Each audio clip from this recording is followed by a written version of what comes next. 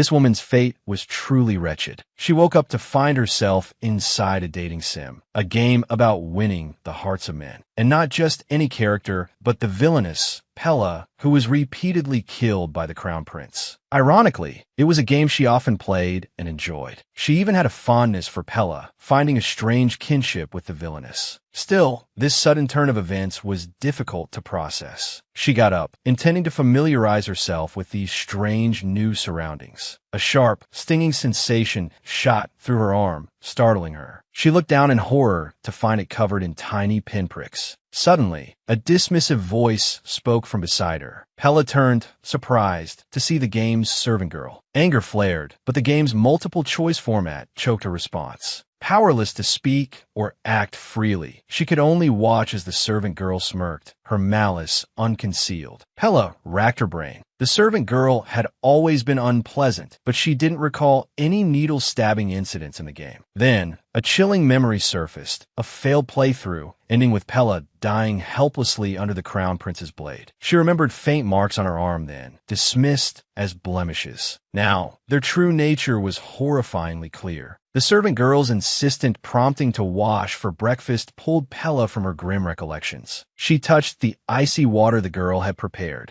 This was nothing, as the unloved, illegitimate daughter in her real life. The chill of this water was a trifle compared to the icy atmosphere of her family home. She walked into the dining room, only to be confronted by a table laden with nauseating, sour-smelling food. Fury surged, and just as quickly, the familiar system notification pinged in her ear. The dreaded multiple-choice options. This woman's luck was truly abysmal. Not only had she been absurdly transported into a dating sim, but she wasn't even the beloved heroine. To win this game, she had to raise any one of the male characters. Initial 30% affection rating to a full 100%. Despite the plethora of handsome male characters, none of them were truly hers, and she had to constantly be wary of them. Because no matter her choices, Pella, the villainess, was doomed. Starved by male lead number 1, indirectly stabbed by number 2, or calmly murdered by number 3. Every choice held a hidden danger. Every answer determined her fate. One wrong step, and she'd lose the male lead's hard-won affection. Even more tragically, despite her beauty, status, and wealth as the Duke's daughter, she was nothing more than an unloved, adopted child. Within the family, 2 brothers watched her with suspicion,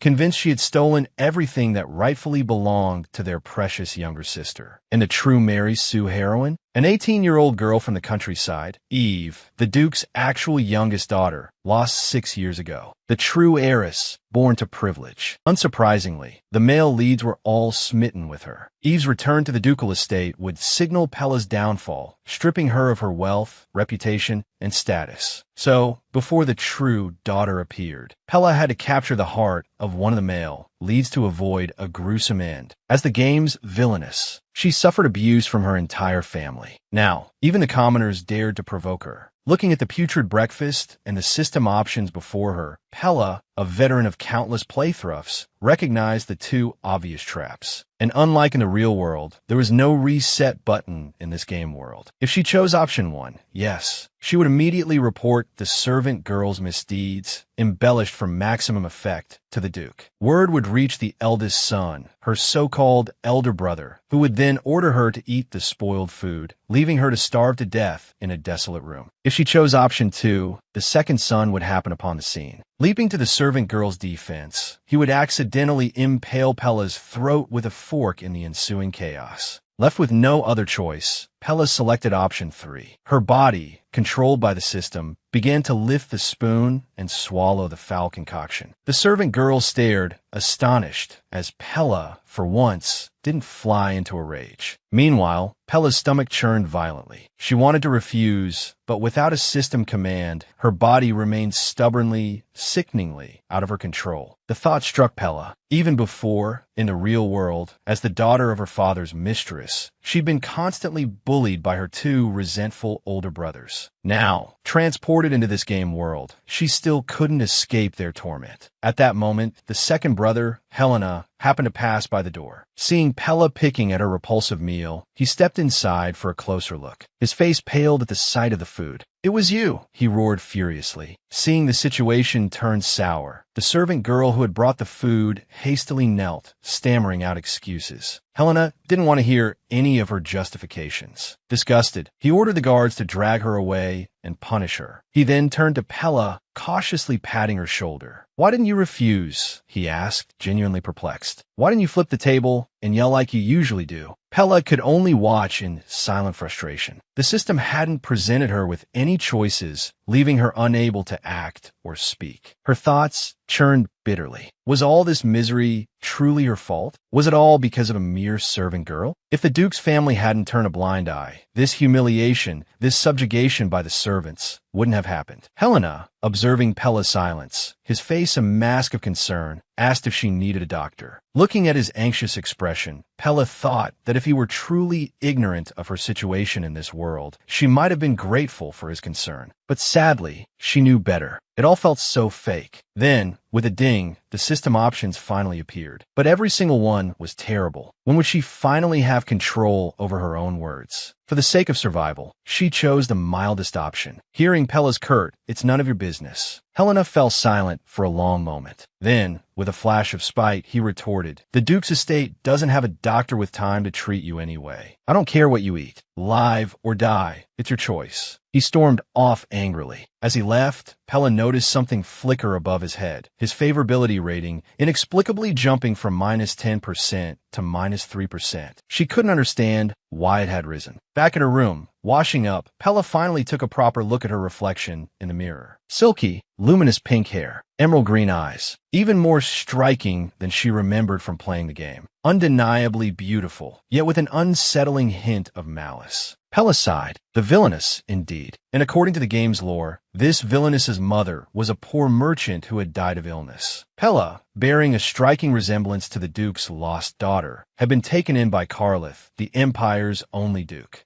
As Pella grew older, her appearance changed significantly. She no longer looked like the deceased Duchess, and the Duke grew increasingly distant. She became demanding and capricious, desperate for his attention. Pella couldn't fathom why the Duke hadn't continued searching for his real daughter, instead molding an innocent child into a counterfeit replacement. The day's events had made the villainess's treatment within the Duke's household painfully clear. A wave of sadness washed over her. If this had been going on since she was adopted at 12, she couldn't bear to imagine the years of mistreatment she had endured. In this grand estate, no one cared for her, protected her, or believed in her. She gently touched her reflection in the mirror. So, the villainess had been forced into this role. But how could she pity her? From now on, she was that villainess, the one constantly at risk of being killed by the male leads. Moving to the desk, she picked up a pen and paper, reviewing the information, searching for a path to survival. This game had 5 potential romantic interests. If their favorability ratings dropped too low, it would likely mean her death. First to appear were Derek and Helena, the Duke's sons, her stepbrothers. The eldest, Derek, heir to the dukedom, was serious and aloof, a typical nobleman. He held a clear disdain and contempt for Pella, who had usurped his true sister's place. Helena, the second son, was cunning, belligerent, and coarse in his speech. He delighted in tormenting Pella. Pella looked at their names and crossed them out without hesitation. The mere word brother filled her with loathing, and with their favorability already in the negative from the start, she wouldn't waste her time on them. The third was the crown prince, whose life was rumored to be as worthless as grass. In Pella's memory, this imperial crown prince had suffered some unfortunate experiences, but after meeting the angelic heroine, he had changed his ways. But to Pella, he was nothing short of a grim reaper. In her previous playthroughs, she had died repeatedly by his hand, her progress perpetually stalled at that point. She crossed his name out with equal decisiveness. The fourth was an eccentric mage, the head of the Don Juan Marquis. He had a secret identity, running a merchant guild that traded in information and mysterious artifacts. He's also completely smitten with the protagonist, Ifu, and unhesitatingly protective of her. The last one is a promoted knight of the Duke's estate. He's a nobleman of the kingdom, exceptionally skilled in swordsmanship. The Duke paid a hefty price to bring him into the estate, making him the youngest sword master in history. Perhaps because he once served Pella, he's the only one who,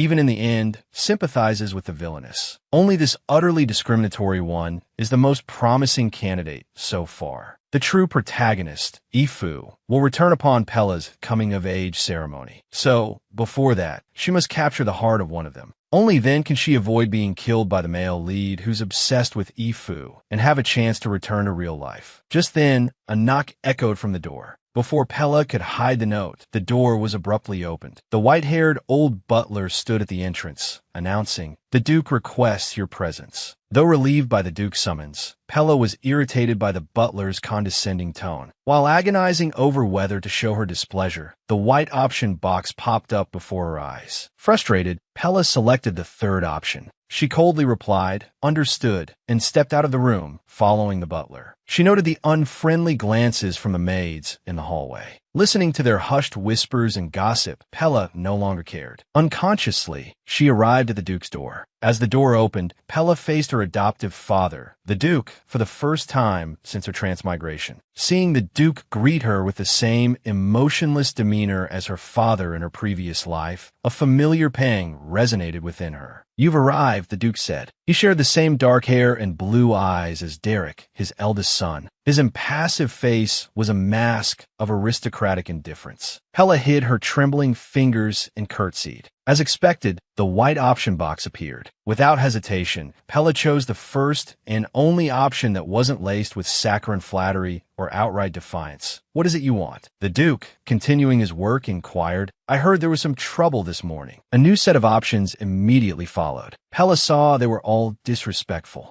If only I resembled his daughter, Pella thought. Perhaps he'd show me some kindness. Hearing no response, the Duke looked up. He slammed his pen on the desk with a bang. Pella prayed nervously, realizing she had to choose. She stammered, "This isn't something the Duke should be concerned with, is it?" The Duke fixed her with a sharp gaze. "It's been 6 years since you entered this household." He paused, then repeated, 6 years. "So, the coming-of-age ceremony is on my 18th birthday," Pella thought. The Duke continued, "Entering this family is no simple matter. Since your adoption, I haven't been stingy. Even with your daily extravagance, you've accepted everything without question. Yet, in these 6 years, I've seen no benefit you bring to the Khalid family." Just as Pella felt she couldn't endure any longer, the options appeared. She saw the one she desired with relief. She remembered mocking this cowardly option while playing the game in her room. Now, it was a lifesaver. Without hesitation, Pella dropped to her knees. She pleaded with the Duke. He was startled by her actions and the way she addressed him. Pella realized with excitement that by calling him father, she had completed a hidden mission. The reward? She could finally disable the infernal option mode. Pella chose to turn it off without a second thought, her heart dancing with joy. Maintaining a calm demeanor, she expressed remorse to the Duke, hoping to earn his forgiveness. Though she was the victim of the morning's incident, Pella knew from past experience that blame always fell on her. Knowing when to yield was the best course of action.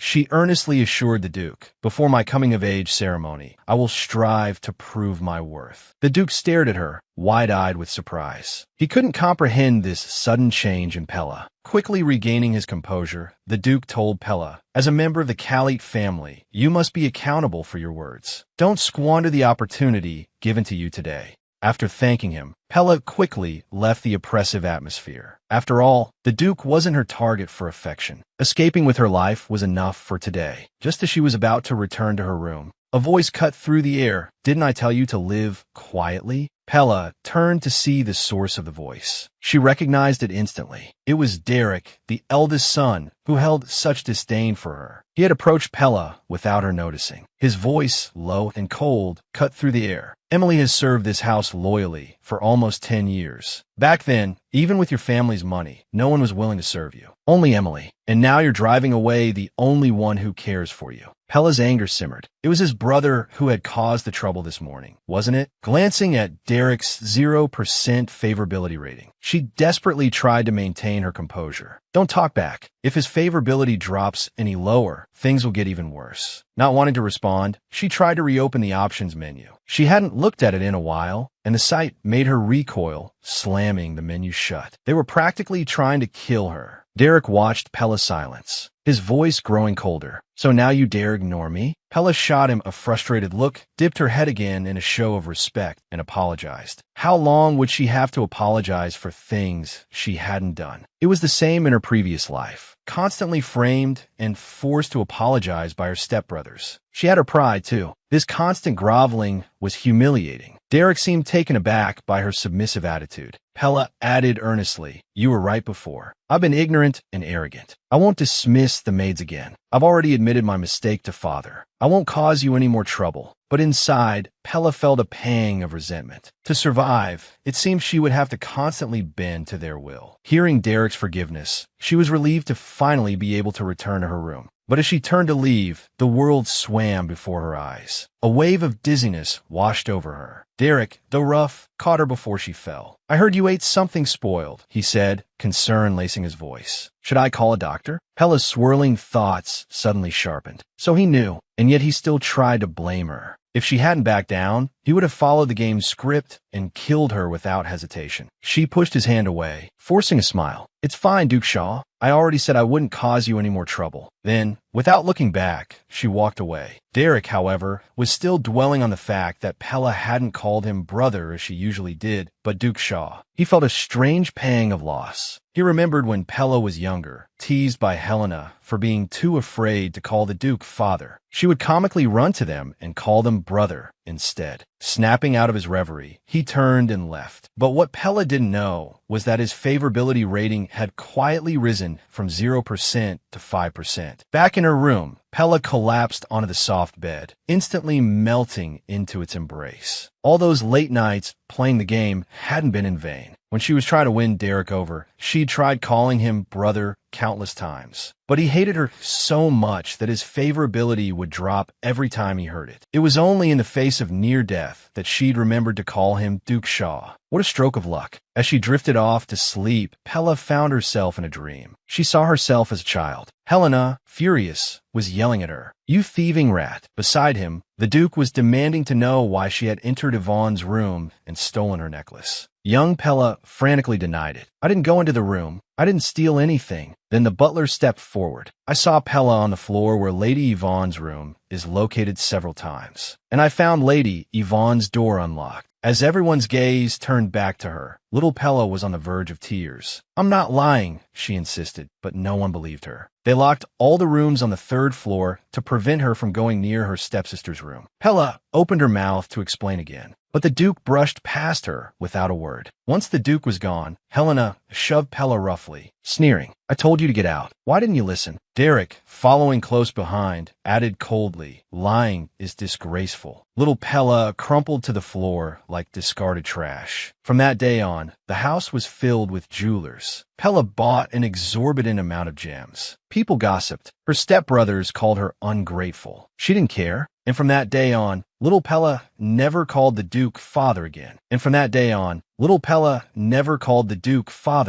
The scene abruptly shifted. A sharp, insistent knocking, knock, knock, knock, jolted Pella from the reverie of her dream. Before she could gather her bearings, the door was flung open without a hint of courtesy. It was the butler, who had come to present her with a selection of new maids. At least it's not another accusation, Pella thought wearily. Wait a minute. This brazen intrusion, without so much as a by your leave for such a trivial matter, struck her as deeply disrespectful. Why barge in like this? What is your name? Pella demanded, her voice low and sharp. Startled by her uncharacteristic assertiveness, the butler stammered, "And my name is Hanai." "So you don't have a family name then?" Pella pressed. "And what about me? What is my name?" The butler bristled at her questioning, but, cowed by her sudden intensity, reluctantly replied, "Lady Pella Callie." A wave of empathy washed over Pella for the original, meek villainess of this body. To be subjected to such casual insults and disregard, she felt a surge of anger. The original Pella would have likely thrown a tantrum, instead of leveraging her noble title to put these servants in their place. Turning back to the butler, Pella offered a thin smile. "So, I am a noble, then. Can you tell me which law allows a commoner, with no connection whatsoever to this family, to burst into a noble's room? And a man, at that, into a young lady's chambers? If word of this were to spread, what do you suppose people would say? The butler, flustered, opened his mouth to explain, but Pella cut him off, her smile vanishing. Do I need to look up to speak to a servant? The butler immediately dropped to a trembling curtsy, stammering apologies. Pella felt a rush of satisfaction. You had best remember your lesson. I don't wish to see you again. Find someone else to relay messages to me in the future. The butler began to protest, but Pella fixed him with a chilling stare, daring him to argue. Grumbling his assent, the butler asked how he should arrange for her dinner. Pella waved him away dismissively. Collapsing on her bed, she felt a flicker of apprehension. The butler was, after all, a senior servant. What if he complained to the Duke? But then, a different feeling surfaced: triumph. The original Pella had endured 6 years of such disrespect. Today, she had finally spoken up. The next day, it seemed her warning had had its intended effect. A middle-aged maid, the head maid, came to discuss the selection of a new personal maid. What happened to Emily, my previous maid? Pella inquired. Was she dismissed? The head maid stammered, in no Mississippi. She was disciplined for her negligence. 3 months' wages docked and reassigned to laundry duty. I want her back, Pella stated firmly. I'm accustomed to her service. See to it. The head maid looked surprised. But Miss Emily was disrespectful. Young Master Derek himself administered the punishment. If you insist, I must first consult the Duke. Pella watched the head maid's demeanor shift from initial confidence to increasing anxiety. She had a suspicion that this woman was the true instigator. The head maid's attempt at righteous indignation only made Pella laugh. If I were to throw a fit, she mused aloud, they would certainly jump to obey. Perhaps they expect me to behave like the old Pella, throwing things in a hysterical rage. They'll be disappointed. Pella turned. I shall speak to father myself. I will explain yesterday's events and ask for his forgiveness. That should resolve the matter.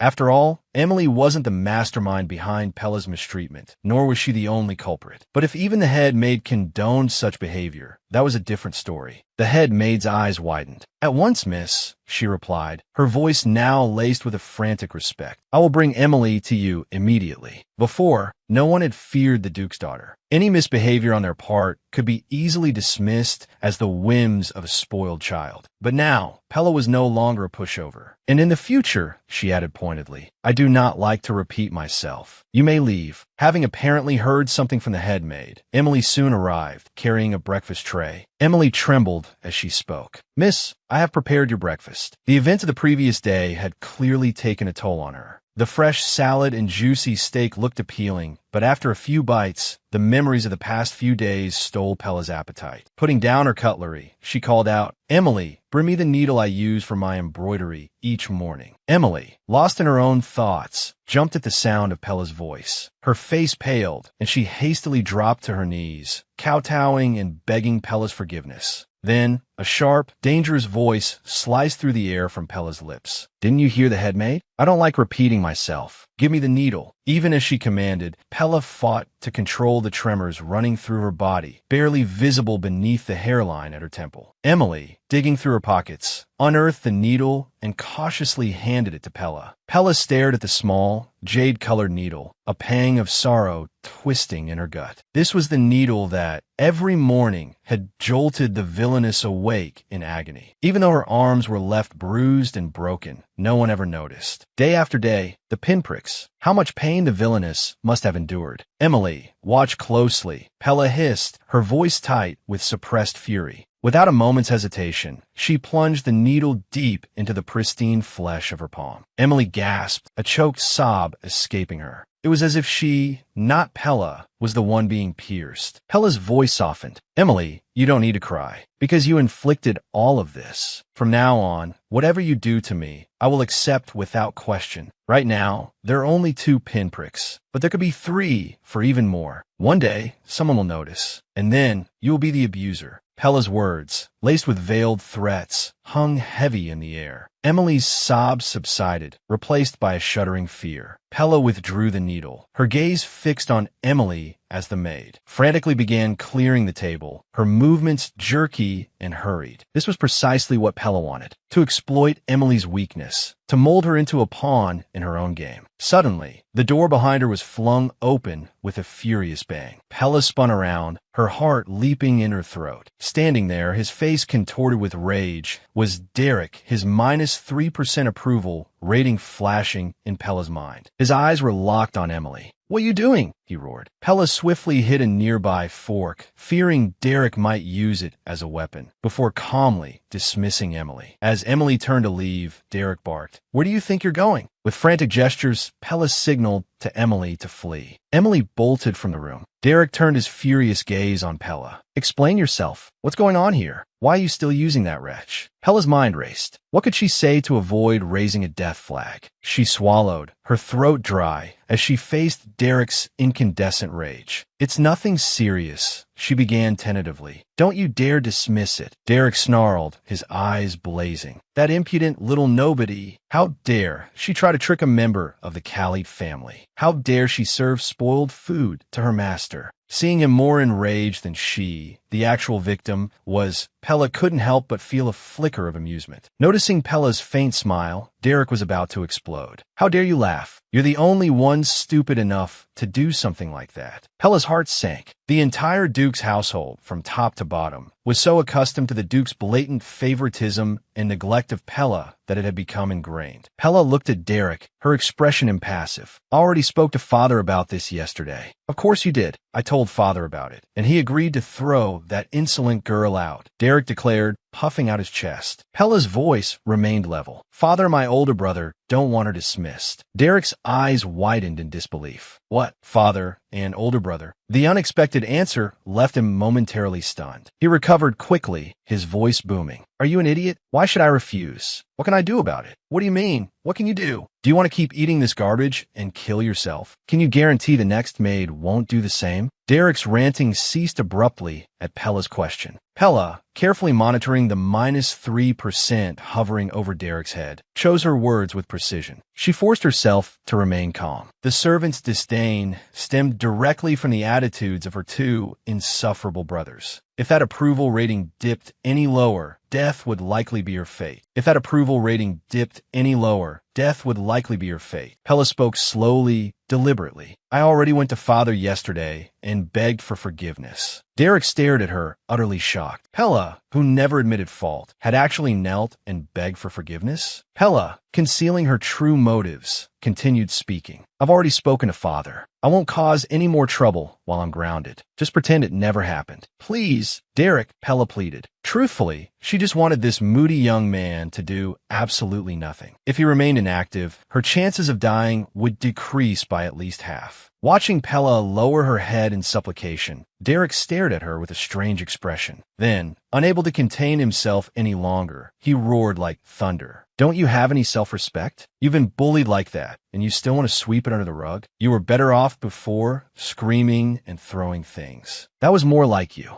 Pella calmly began. "When you planted the Duchess's necklace in my room, wasn't that exactly what you wanted to happen to me? Isn't that why you kept bullying me? What right did he have to lecture her about self-respect? Hadn't he been the one who orchestrated her downfall?" Faced with Pella's composure, Derek's jaw dropped. He stammered, trying to explain, "Up until today, I haven't had any thoughts about blaming you or anything. Because during that time, I was also stupid. But now I'm tired of all this." Pella simply looked at him with her clear blue eyes and said, "I'm an adult, about to have my coming-of-age ceremony. I can't stay at the Khalid estate forever, can I?" Derek's face paled. "What do you mean? You want to get married? Looking like this?" Pella continued, "That depends entirely on Father and Derek's decision. Honestly, I don't know what the future holds. Even if my strategy succeeds, I don't know if I can return to my original world, or even if I'll live to see that day. But one thing I know for sure is that you, Derek, are definitely not my target." Pella glanced at the door and dismissed him. "It's almost time for my bath. Could you please leave?" Derek's face became a mask of misery and contortion. Pella had never seen this expression on him in the game. Surprised, she felt a sudden lurch in her heart. "No way. Could his affection actually be decreasing? Just then, the bare branches in Derek's light pink hair began to shimmer. They rose to 3%. A stiff Derek mumbled, "I'm an idiot for caring about you." With that, he turned and left. Pella watched his retreating figure, pondering the recent rise in affection. She couldn't quite believe it. She'd thought he was the least likely. Pella's grounding didn't last long. Emily brought her an invitation, her face etched with concern. "This is an invitation from the Imperial Palace." Pella asked, puzzled. "Yes, Mississippi. It's for the second prince's birthday banquet. Lord Shaw, the Duke instructed me to inform you and to ensure you are prepared." Wasn't it Derek who said that? Pella almost used the title Lord Shaw, like the servants, quickly correcting herself. Of course, Derek hadn't directly told her about the banquet, but this meant her confinement was over. As she considered the events that were about to unfold, a sudden thought struck her. If she went to the palace, it meant she might see the crown prince. Not might, but definitely would. The second prince's birthday banquet was the crown prince's debut in the story. Pella shuddered, remembering the countless times she'd died by his hand in the game. Filled with dread, she asked Emily urgently, "Will father be attending?" "His Grace is busy tomorrow. Young Master Derek will escort you to the Imperial Palace." Pella's spirits plummeted. If she wanted to avoid the banquet, she would have to lie to Derek. Knowing his personality, that would definitely lower his affection. Pella tried to recall the game's plot, but couldn't remember many details. After all, in the game, whenever she encountered the crown prince alone, she was killed before any real conversation could begin. She'd had to restart the game over and over. Killed before any real conversation could begin, forcing her to restart again and again. Suddenly, an idea sparked in Pella's mind. She wondered if she should just die once and see what happened. If the game ended, could she return to her original world? Or perhaps a reset button would appear just as she was about to die. With this thought, Pella resolved to face the crown prince. The following day, Pella bathed in a tub infused with milk and fragrant oils. A massage followed, then a facial mask. This tedious ritual had been repeated countless times. She watched as the maids, buzzing with excitement, fussed around her. They debated the most suitable makeup style for the banquet. Pella glanced at her reflection. A naturally beautiful face stared back. Pella understood their excitement. With a sigh, she instructed them to bring her the plainest dress. She saw the regret in their eyes. Such a striking appearance, yet unable to be adorned. Pella chose a dark green gown. The high collar not only concealed her neck, but also drew less attention. Dismissing the disappointed maids, Pella kept Emily back, asking her to find a pair of long gloves. She watched Emily hesitate, clearly trying to stall. Pella explained it was to hide the needle marks on her hands. She observed Emily hurrying off to find the gloves. Pella mused that a little kindness had clearly gone to Emily's head. A reminder of her place was occasionally necessary. Just as she descended the stairs, Derek, a member of the Calite family, scanned her from head to toe, surprise evident on his face. "During your confinement," he remarked, "you've become almost presentable." Pella offered a slight curtsy at Derek's jibe. Seeing his favorability rating above her head increase, she was dumbfounded. They hadn't even seen each other recently, yet his favorability had risen to 5%. Just how much did he detest the original Pella? It seemed his affection grew with their distance. She turned and quickly boarded the carriage. Derek, who had been about to assist her, realized she was already inside. Unaware of this, Pella wondered why he had paused. Derek glared at her before climbing into the carriage, to Pella's surprise. He sat directly opposite her. Flustered, Pella blurted out, "Are we supposed to share a carriage? Do you have a problem with that?" Derek retorted, "If you don't like it, you can take another carriage." Pella looked at him, forcing herself to say, "I don't dislike it. I'm rather pleased, actually." He glanced at her before turning his head away, a displeased expression on his face. Pella observed his frown. Knowing this would happen, why did they have to arrange for us to share a carriage? It's making things awkward for both of us, she thought. Glancing at his favorability rating, she instantly changed her mind. Her eyes widened. She watched as it increased by another 1%. Not long after their departure, however, Pella began to regret sharing the carriage with Derek. It was sheer torture. Not long after their departure, Pella began to regret sharing the carriage with Derek. It was sheer torture. When the carriage finally stopped in front of the palace gates, Pella inwardly cheered. Finally, I can escape this carriage of doom. She reached for the door, eager for fresh air.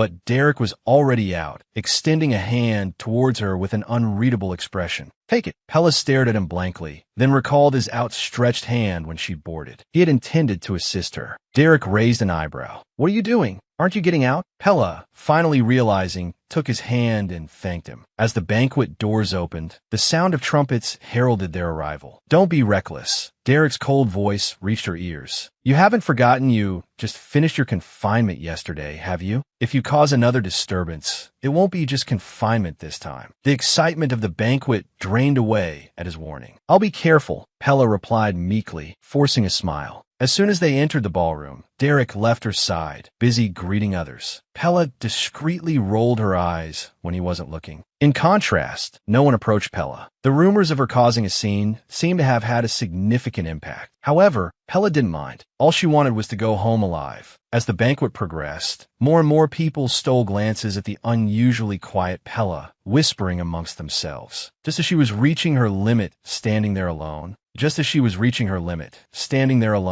the announcement of the Empress and the second prince's arrival caused the chattering nobles to turn towards the entrance. With a curtsy, Empress Consort Hong and the second prince strode powerfully through the banquet hall. Their golden hair, a symbol of the royal family, shimmered brilliantly in the hall's light. Purra, witnessing the entire scene, wondered why the second prince occupied the throne, the emperor's seat. It was because in the game, there was almost never a scene requiring the emperor's presence. Thus, the crown prince always sat in that position. The second prince, seated on the throne, held forth eloquently when suddenly the doors were flung open with a resounding crash. Purra and the other guests swiftly turned their heads towards the sound, hearing the approaching footsteps of someone being dragged. Noble golden hair, like spun gold, swayed in the air. A man with a crimson cloak billowing behind him, his golden hair dancing, was the truly dazzling presence. Those standing near the second prince cried out in alarm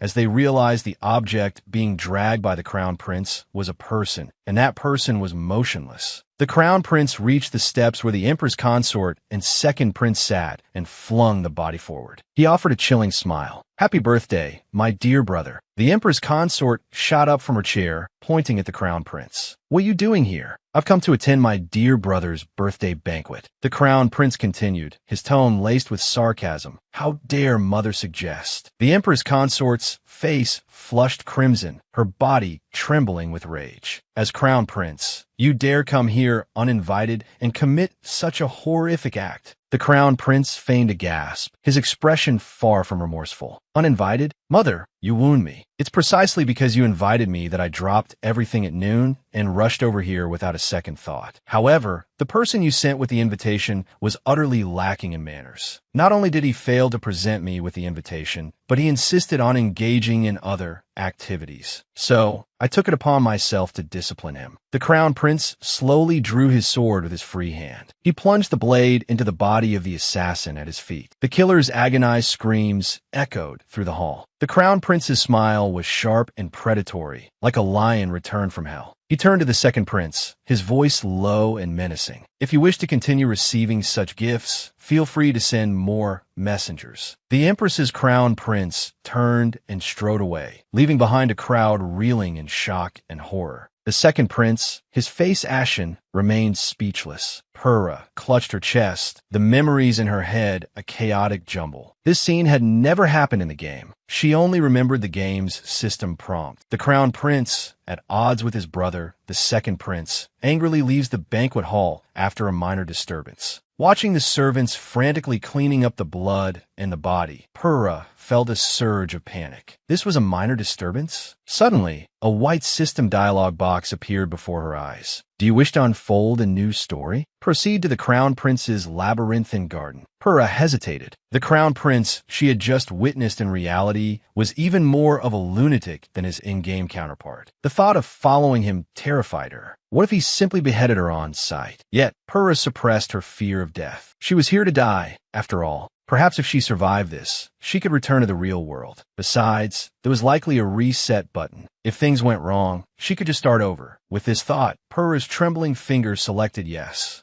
Purra opened her eyes again, finding herself standing at the entrance of the labyrinthine garden. A teleportation function? How convenient, she thought. Now, let's march towards death. Following the system's guiding lights, Purra walked for a long time without seeing the Crown Prince. Just as she began to wonder where he was, something cold and heavy pressed against her neck. The Crown Prince, turning to face her, wore a chilling smile, as if he had stumbled upon something amusing. His expression was almost demonic. Well, if it isn't the Callert family's mad dog. After witnessing that little performance in the banquet hall, you still dare to follow me? You seem eager to meet your maker. Purra's skin crawled as the Crown Prince's expression turned blank. Menace radiated from him. He tightened his grip on his sword, pressing the blade closer. Speak. Why are you following me like a rat? Purra's instinct screamed that he intended to kill her. Her eyes darted around, desperately searching for the reset button, but it was nowhere to be found. The Crown Prince spoke impatiently, refusing to answer. Just say your goodbyes to your family at the Duke's estate. I'll personally deliver your last words to the Callert family. With that, the Crown Prince raised his sword, poised to strike. Pella cried out in a panic. Wait a minute. The Crown Prince tilted his head. It seems you want to speak now. Pella nodded frantically.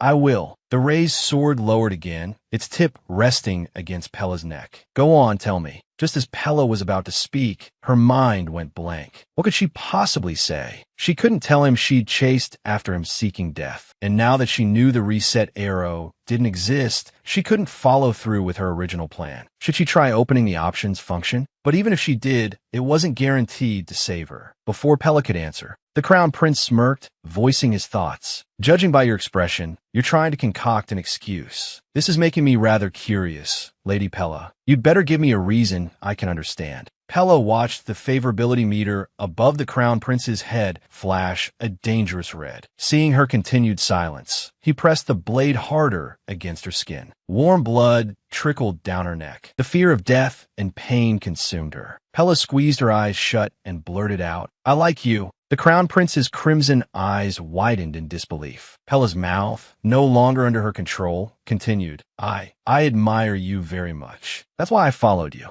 I thought you seemed upset about what happened at the banquet, so I wanted to comfort you. Pella inwardly panicked, berating herself for the nonsense she was spouting. She had been terrified at the banquet. Comfort him? Her closed eyelids trembled, bracing for the inevitable pain of death. But the expected blow never came. Cautiously opening her eyes, she heard the Crown Prince murmuring, The mad dog of the Duke's estate admires the scoundrel of the royal family? What an unexpected excuse. He stared at her with a look of amusement. But we've barely met. We only exchanged words once at my victory banquet. Pella, her body tense, replied, I fell in love with you at first sight, Your Highness. And what do you like about me? The unexpected question left Pella speechless. She quickly fabricated a reason. Because you're handsome, and your swordsmanship is impressive. You're very brave. The Crown Prince responded with a jaded, That's so cliché. Can't you be a little more original? The Crown Prince responded with a jaded, That's so cliché. Can't you be a little more original? The cold, sharp sensation against her neck filled Pella with terror. As she fought back tears, the Crown Prince's laughter grew louder. In a voice brimming with excitement, he said, Fine. Although I'm not entirely satisfied, I'll let you go this time. But next time, you'd better explain clearly why you like me. You can leave now. The blade slowly withdrew from her skin. Pella looked up in stunned relief and saw that the favorability meter above his gleaming golden hair had actually risen to 2%. She found it utterly absurd. The Crown Prince watched her stand there dumbfounded. Why are you still standing here? Do you want another round of our little neck-slicing game? Pella jumped, then stumbled backward, quickly turning and fleeing. Once around the corner, she broke into a run. The cold wind stung the wound on her neck, but Pella, lost in thought, didn't notice the pain. She had thought dying once would send her back to her original world. But now, realizing there was no reset, wasn't she completely doomed? Her only option was to play this twisted game. But how could she possibly deal with these lunatics? Even if she managed to raise their favorability, it could plummet in an instant. Tears streamed down Pella's face. Why was she in this world, forced to cater to these strangers, even to the point of death? Just a few steps from escaping the garden, in the inky blackness of the night, she collided with someone. In her distraught state, Pella thought the Crown Prince had come back for her. A wave of terror washed over her. After a quick apology, she tried to escape. Suddenly, her arm was seized in a firm grip. Pella cried out, "Let me go! Why do I have to die? I don't want to. I don't want to die. Miss, are you all right?" Feeling a hand grip her shoulder, Pella finally came to her senses. A pair of deep blue eyes swam into Pella's vision, wide with surprise. Silvery hair, shimmering faintly, framed a face that bore the unmistakable mark of a 0% favorability rating. That faintly shimmering silver hair, that 0%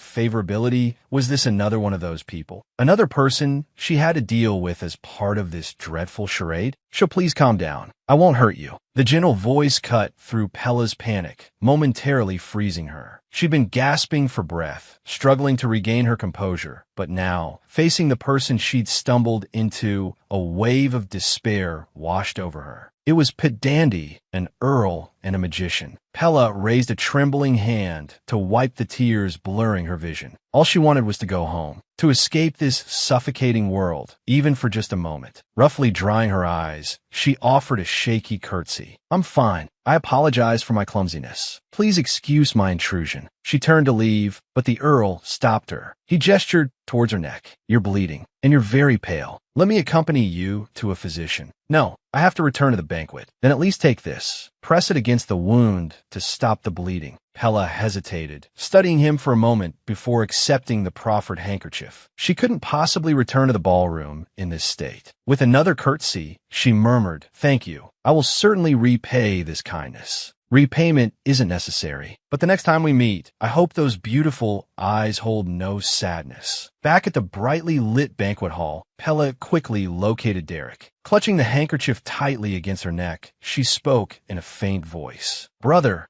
I'm not feeling well. I need to go home. Now." The world abruptly dissolved into darkness. The last image Pella registered was Derek's pale, worried face as he rushed towards her. Then, only the muffled sounds of frantic shouts and hurried footsteps reached her as she slipped into unconsciousness. In the hazy realm between consciousness and oblivion, she thought she was dreaming of her past again, but it wasn't her own memories that surfaced. Instead, she found herself experiencing his past, a painful memory of being tricked and brutally beaten at the aristocratic academy. His tormentors, sons of privilege, taunted him relentlessly, their cruelty fueled by the knowledge that he and his brothers shared a father but not a mother. After enduring the agonizing ordeal, he dragged himself home, only to have the misfortune of encountering his father and brothers. He offered a hurried bow and attempted to escape upstairs, but a sharp stop halted him in his tracks. He tried to ignore his cruel second brother and continue on, but the other boy blocked his path, grabbing his arm and demanding, "What happened to you? Did you get into a fight?" "It's nothing. I fell. How could a fall do this?" "Which damned bastard did this to you?" He wrenched himself free, his voice raw with pain and anger. "Since when did you care about me?" "I said it's nothing. Please, just leave me alone. I just want to be left in peace." His father and other brothers stared, their eyes wide with a mixture of surprise and something else he couldn't quite decipher. They had likely never seen him so defiant. He had always believed that crying was a sign of weakness, of defeat. But in that moment, the dam finally broke. Tears streamed down his face, unchecked sobs racking his body. He cried like a child, no longer caring how they perceived him.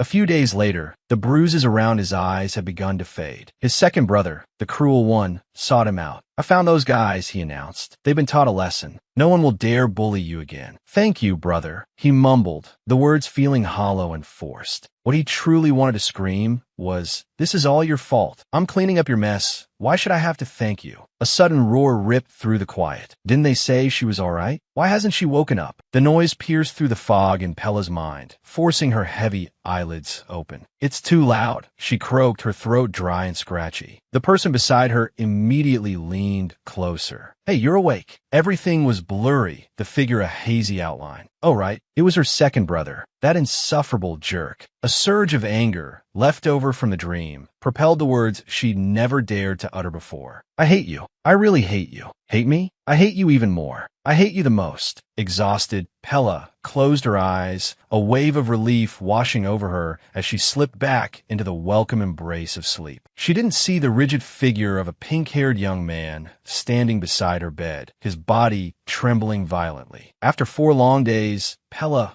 finally awoke. Miss, are you feeling better now? Pella blinked, her vision focusing on Emily's tear-streaked face. Do you know how worried I've been? The Duke and the young Duke have been so worried too. Is that so? Pella replied perfunctorily. Emily nodded dramatically. Of course. The Duke carried you back to the manor, his face completely white. Pella was a little surprised. Big Brother was? Yes, the Duke was frantic. He summoned every renowned physician in the city, and the young Duke wanted to contact the crown prince at the palace. The butler barely managed to stop him. Listening to Emily's account, Pella was astonished. Emily might have been exaggerating, but even so, the concern they showed was unexpected. It seemed a great deal had happened while she was unconscious. You've worked so hard, Emily. It was nothing. Please don't say that. I am your personal maid, after all. Pella felt a little bewildered. This girl, now on the verge of tears and proclaiming her devotion, had stuck her with a needle not long ago. Right, now's not the time for this. I'll go and tell the Duke that you're awake. Bring back some apple nectar when you return. Pella nodded as she spoke, and Emily was already halfway down the hall. After 4 full days of unconsciousness, Pella's complexion was noticeably pale. She ate the sweets Emily brought back and rested in bed. Touching the bandage on her neck, she grumbled about how thick it was. Anyone who saw it would think her neck was broken, not just grazed by an arrow. Still, it wasn't all bad. Playing the invalid for a while might be advantageous. Just then, a knock came at the door. Miss, it's Panny. It was the butler. Pella frowned. She'd specifically told him to send someone else if he needed something. She still hadn't fully forgiven him, so she sent Emily to answer. The message was unexpected. Miss, the butler says the Duke has summoned you. Her father. Well, it was the Duke's command. He couldn't very well send another servant to relay it. The last time Pella caused a disturbance at the palace, she was confined to her quarters. How much scolding would she receive today? Barely awake and already summoned for questioning. Oh, mother, you'd pity me. Barely awake and already summoned for questioning. Oh, Wolf, you'd pity me. Leaving her room, Pella asked the butler, puzzled, Don't you usually walk ahead of me? He bowed. I am but a humble servant. How could I presume to walk before my mistress? Please, miss, lead the way. His sudden politeness was unsettling. He was like a shopkeeper fawning over a long-absent customer. Walking down the hall, she noticed the servants, who usually whispered and stared, now bowed respectfully whenever their eyes met. Pella didn't know this was thanks to the butler, who trailed behind her, glaring warnings at them. Reaching the Duke's office, the butler announced, Your Grace, Lady Pella has arrived. Let her in. The butler, once again excessively polite, opened the door for her. Pella stared at the butler, wondering if he'd secretly attended some sort of butler boot camp while she was unconscious. Entering the room, she bowed her head to the Duke. He gestured for her to sit. Pella mentally reviewed the excuses she'd prepared. After a moment of silence, the Duke began to speak. Today, I called you here because, Father, may I speak first? Pella interrupted. She stood and knelt, deciding to take the offensive. I'm sorry. It was all my fault. I didn't reflect enough on my actions during my confinement, and so I caused another disturbance at the royal banquet. I brought shame upon our family. The Duke's face was etched with surprise. No, wait, Pella continued, her words tumbling out. I don't dare ask for your forgiveness. I know I was wrong. I'll accept any punishment. The Duke raised his hand, signaling for her to stop. Enough, he boomed. Had that tactic, which worked so well last time, failed her now? A flicker of worry crossed Pella's mind. Had that tactic, which worked so well last time, failed her now? Pella started to feel a little worried. Taking a deep breath, she replied, Yes, Father. Get up. What? This was unexpected, and Pella was once again confused. At her questioning look, the Duke's eyebrows shot up. For whatever reason, a member of the Carleth family does not kneel. Do not debase yourself so casually. Pella, as long as you are a Carleth, no one can make you kneel. Not even royalty. If you understand, get up this instant. Pella quickly rose and sat back on the sofa. As she wondered if she'd said something wrong, the Duke spoke again. Pella, I didn't call you here to scold you.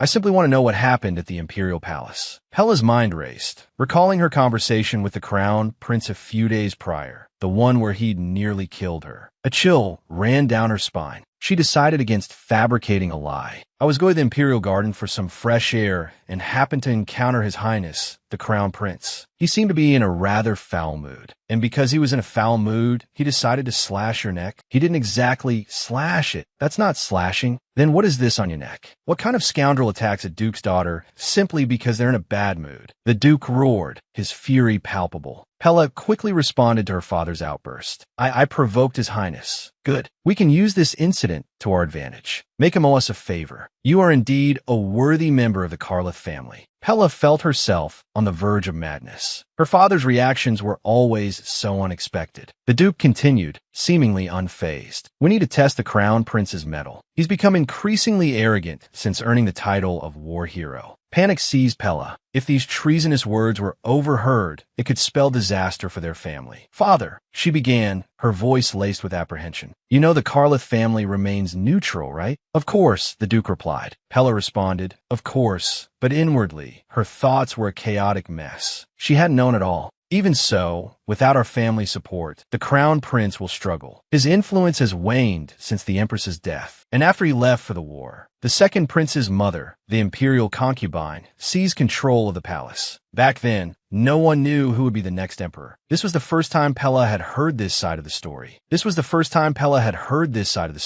When she played the game before, the story focused solely on romance, nothing else. No wonder the second prince sent assassins after the Crown Prince. It seemed the Crown Prince's outburst at the banquet wasn't entirely unprovoked. The Duke puffed out his chest. This incident is our trump card. You've done exceptionally well. Instead of punishment, you deserve a reward. Is there anything you desire? Reward? Pella stared blankly. Before coming here, she'd only anticipated punishment. A reward hadn't even crossed her mind. Shall I summon the jeweler again? With the change of season approaching, perhaps it's time to discard your old wardrobe and commission a new one. The sheer scale of the proposed reward left Pella speechless. Pella stammered, I'll think about it and let you know. The conversation concluded, and Pella closed the heavy office door behind her. A white notification box popped up, causing her to let out an involuntary, bewildered chuckle. She'd done nothing, yet her relationship with the Duke had improved. Regardless, increasing Halgandu with anyone was a good thing. She had to keep up the good work. Emily rushed to greet her as she entered her room. This is the handkerchief you used to wrap your neck after you fainted. The Duke ordered me to throw it away, but I washed it and kept it, just in case. It was Pit Dandy's handkerchief. Pella had completely forgotten about it. Thank you, Emily. Emily beamed at the praise. Gazing at the handkerchief, Pella knew she had to repay this kindness. He was also one of her capture targets, so another meeting was definitely necessary. She then instructed Emily to summon the jeweler. Is this in preparation for the Founding Day celebration next week? Emily asked excitedly. Celebration? Pella's confusion was met with Emily's swift reply. It's to celebrate the founding of the nation. I hear it's going to be a grand affair this year, with His Highness, the Crown Prince, returning victorious from the war. The mention of the Crown Prince caused Pella's tone to turn icy. Emily gasped and quickly covered her mouth. After dismissing Emily, Pella fell into deep thought. She knew the real story was just beginning to unfold. For instance, the Crown Prince's route only unlocked after completing Derek and Ignis's storylines. That's why, after encountering the Crown Prince, she immediately met Pit Dandy. Only one of the 5 capture targets remained, Ecclese, who hadn't appeared yet. He would be brought to the Duke's manor during the Founding Day celebration. Therefore, she had to act before her father and bring Ecclese back herself. After nearly being killed by the Crown Prince, Pella had made up her mind. If she couldn't die carelessly, she would conquer a route as quickly as possible, and then escape this wretched place. To achieve this, she needed to focus on the easiest target. Pella's eyes gleamed. It's you, she declared. A few days later, Pella was found wandering the Duke's manor. Her true objective? To locate the rumored dog hole leading to the outside world. After multiple unsuccessful searches, Pella asked Emily to fetch some snacks. She settled down beneath a tree with a book. Engrossed in a particularly gripping chapter, Pella heard rustling behind her. Assuming it was Emily returning, she called out for a bookmark. Silence. She called out again, a little louder this time. Looking up, she was startled to see the Duke, Derek, holding Emily's tray of snacks. He immediately asked if she was feeling better. Pella was surprised to see him there. Even more surprising was the fact that his affection level, after several days without interaction, had risen to 8%. After a long pause, Pella finally managed to react, starting to rise to greet him. Derek gestured for her to remain seated. A little disappointed, she asked, "Don't you need those snacks?" He explained that he had something to discuss with her and had brought Emily's snacks along with him. Pella sighed, realizing what this was about. "Is this about what happened at the Imperial Palace the other day?" "I'm so sorry, young Duke. I must have frightened you." "You warned me." She trailed off, bracing herself. "If you're going to punish me." She was cut short by Derek's cool interruption. He said that wasn't what he wanted to talk about. Pella frowned, confused. "Why are you calling me young Duke again?" Seeing her bewilderment, he quickly backtracked. "Never mind. It was my mistake. I came to give you this." With his other hand, Derek retrieved a silk scarf from his pocket and coolly placed it against the scarf already around Pella's neck. "Your reputation is already less than stellar. Don't accept things from strange men. Remember you represent the Towlett family." Pella's jaw nearly dropped. Was he talking about Winter's handkerchief? So he had noticed it was a man's. That's why he'd had Emily throw it away. She had assumed he was here to scold her, not to give her a gift. Carefully accepting the scarf, avoiding skin contact, she noted its luxurious texture, despite the lack of elaborate packaging. Delighted by this unexpected turn of events, Pella offered a genuine thank you.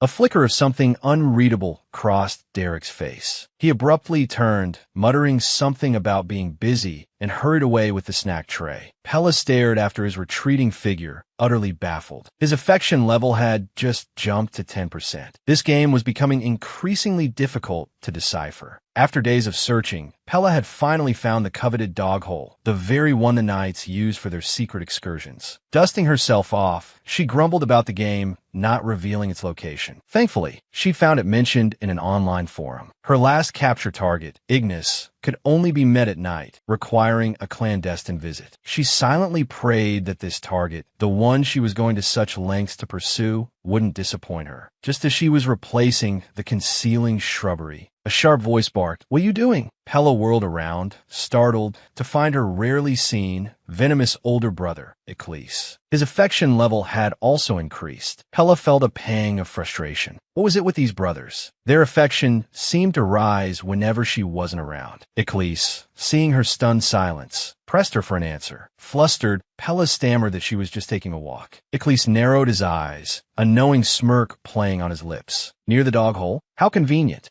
Anxious to change the subject, Pella retorted, "And what are you doing here? Shouldn't you be at the training grounds?" "I just finished training, and I'm heading back to the manor." Eccles proceeded to lift his sweat-soaked shirt to wipe his face. Taking in his handsome features and impressively built physique, Pella couldn't help but think only in a video game. After a quick, appraising once over, she said, "Well, you carry on then. I'll just be strolling." Seemingly reading her mind, Eccles warned, "Don't try anything funny. Have you forgotten the time you followed those lazy knights over the wall and broke your leg? The reason the wall is so high now is because of you. I could write 10 books on my grievances against you. If you want to go out, use the front gate. Don't cause any more trouble." Pella, inwardly lamenting the wall's formidable height, mumbled a denial. Eccles, giving her a final suspicious glare, turned and walked away. As expected, a system window popped up for Pella. Staring at the task and recalling the crown prince's blatant rudeness, Pella felt no desire whatsoever to interact with him. Furthermore, the reward was a measly 3% increase in Halgandu,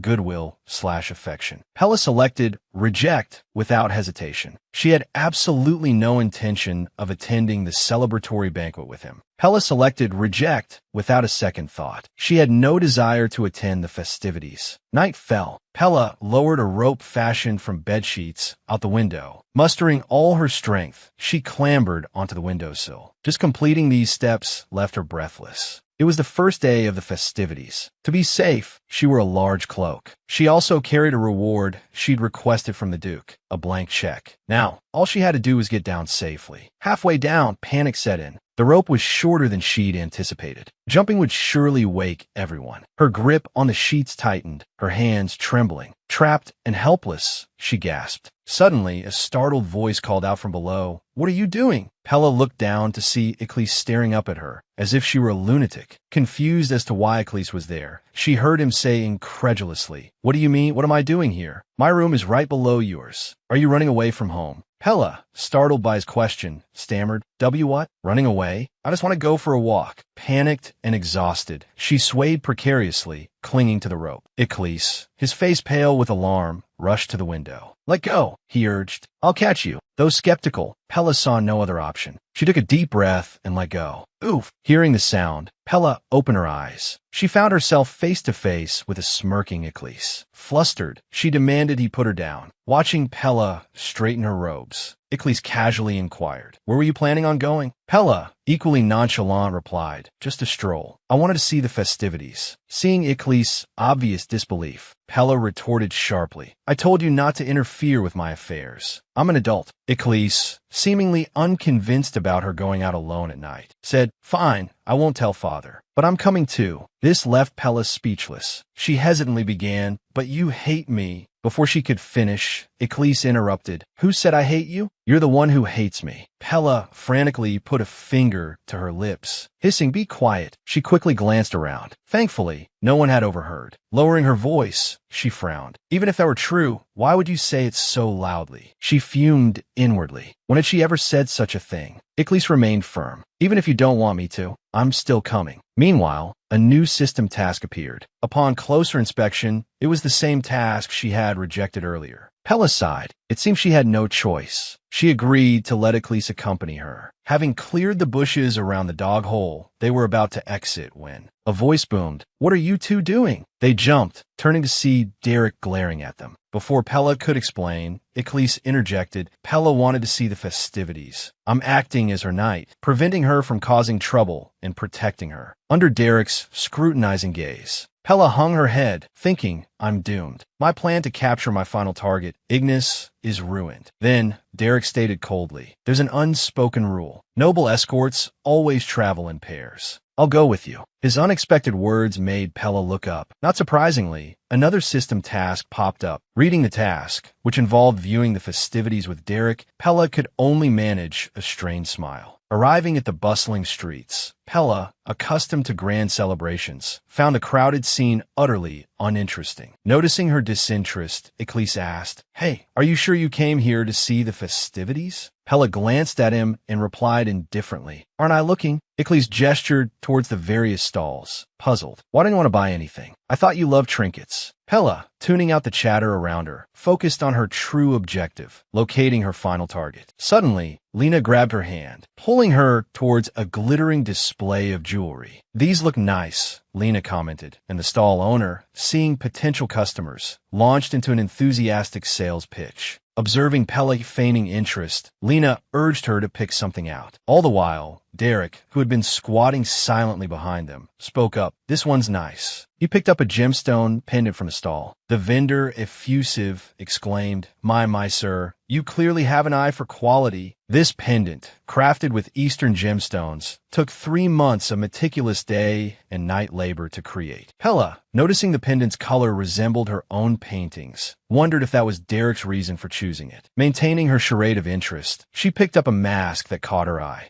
A strange silence fell over the group after Pella's selection. Lena, leaning in conspiratorially, whispered, "Have you been feeling all right lately? Do you ever get dizzy spells or find yourself disoriented?" Pella curtly replied, "If you don't want to buy anything, just say so." After Lena, with a dubious look, confirmed Pella's choice of the mask and reluctantly paid. A commotion erupted in the distance. People surged into the streets from all directions, jostling Pella as they rushed past. Looking up in the chaos, Pella saw Derek, his face impassive, reach out a hand for her to grasp. But the moment was fleeting. The throng swept her away. She watched Derek's startled face recede into the distance. When she finally regained her bearings, she found herself in a chillingly dark alley, clutching a gold cufflink she'd ripped from Derek's sleeve. As Pella looked around, a white system box materialized before her eyes. Reading the task, her jaw dropped in surprise. So, suddenly? I thought those two would mess it up. I can't believe it was that easy. Following the incident, she was immediately transported to the entrance of the slave market. A queue had already formed at the entrance, everyone masked. Pella felt a surge of relief. Purchasing the mask had been a stroke of genius. Soon it was her turn. Your invitation, please, a hulking guard demanded, extending his hand. An invitation? Pella stammered, caught off guard. I didn't realize one was required. The guard explained that the event was for members only. Wait, just a moment. At the mention of members, Pella quickly produced the gold cufflink. I seem to have forgotten my invitation. Will this suffice? The guard, recognizing the family crest, his eyes widening, immediately stepped aside and granted her passage. Feigning nonchalance, Pella entered, inwardly marveling at the Pallet family's influence. Perhaps it was more than just influence. Following an attendant down a shadowy passage, she emerged into a vast, opulent space. She could hardly believe such a grand hall existed within the dilapidated exterior. Shortly after she was seated, the auction began. Slaves, bound in chains, were brought onto the stage as the auctioneer announced their arrival. Pella watched with detached curiosity until the final slave appeared. Then, she sat up straighter. A barbarian from a conquered nation. Allow me to introduce Bentris. Pella's gaze fixed on a man whose hands were bound with gauntlets and neck fitted with a slave collar. Despite his restraints, his eyes, meeting the audience's, held a fierce, captivating spark. This was her fifth target. The auctioneer continued, a smile playing on his lips. I'm sure you've all heard the rumors, but seeing is believing, which is why we've arranged this special demonstration for our esteemed guests. Behold, as Pella puzzled over his words, 5 ferocious hounds were released onto the stage. Ickley's hands and feet were bound by iron chains, restricting most of his movements. A small wooden sword was his only weapon. Pella's heart skipped a beat. They seemed intent on letting Ickley's face those ravenous-looking beasts. She wondered if she should buy him before he was torn apart. With lightning speed, Ickley's took down the hounds one after another.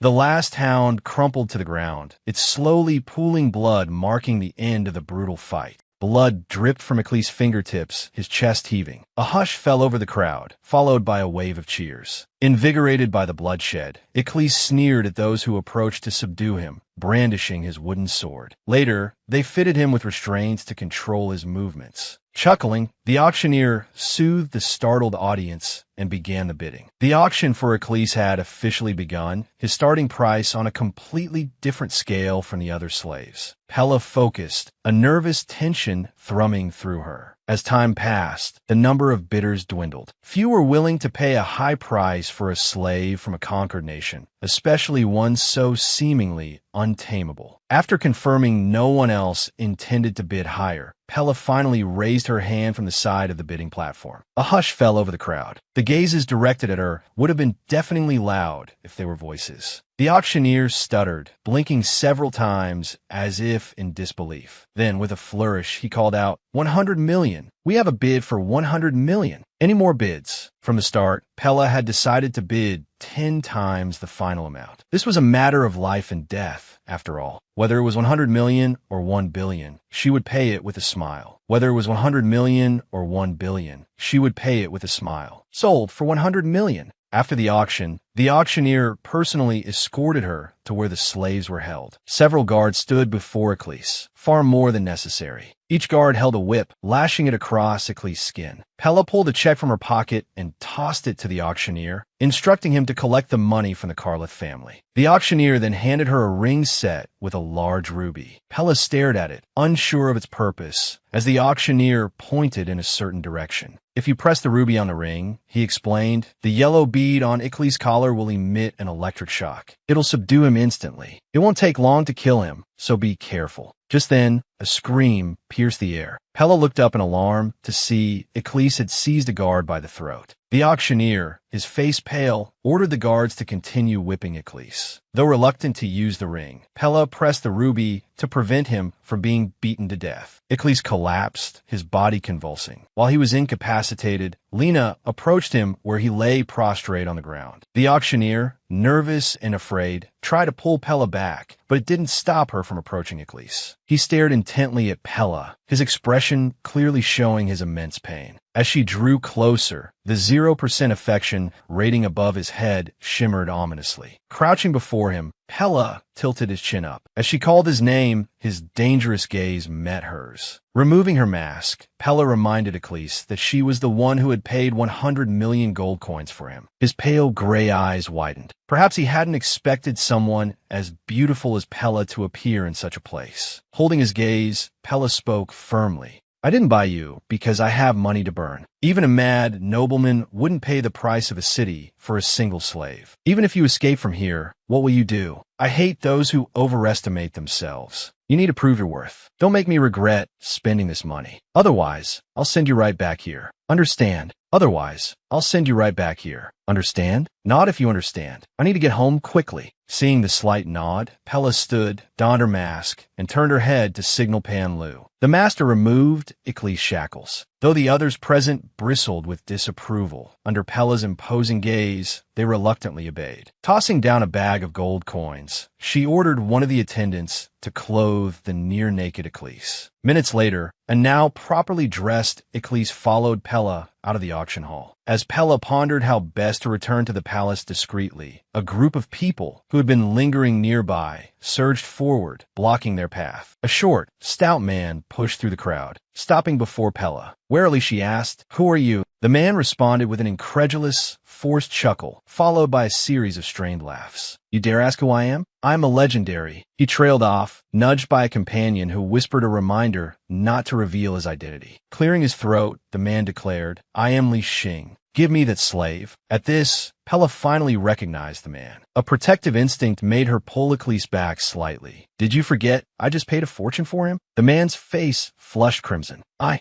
didn't bring enough money today. I'll give you 10 million gold coins now. I'll pay the rest next week." Pella lifted her chin, assuming a haughty air. "From the start, I intended to pay 10 times the final bid, no matter the amount. If you bid 100 million, I would have offered 1 billion. The stout man began to bellow at Pella. "Don't be ridiculous. This is absurd. You're being unreasonable." "Unreasonable? I should be asking who you think you are." Just as she reached to remove her mask, a hand shot out, aiming a slap at her face. "You impudent little brat." Just as Pella prepared to dodge the blow, the man let out a blood-curdling shriek.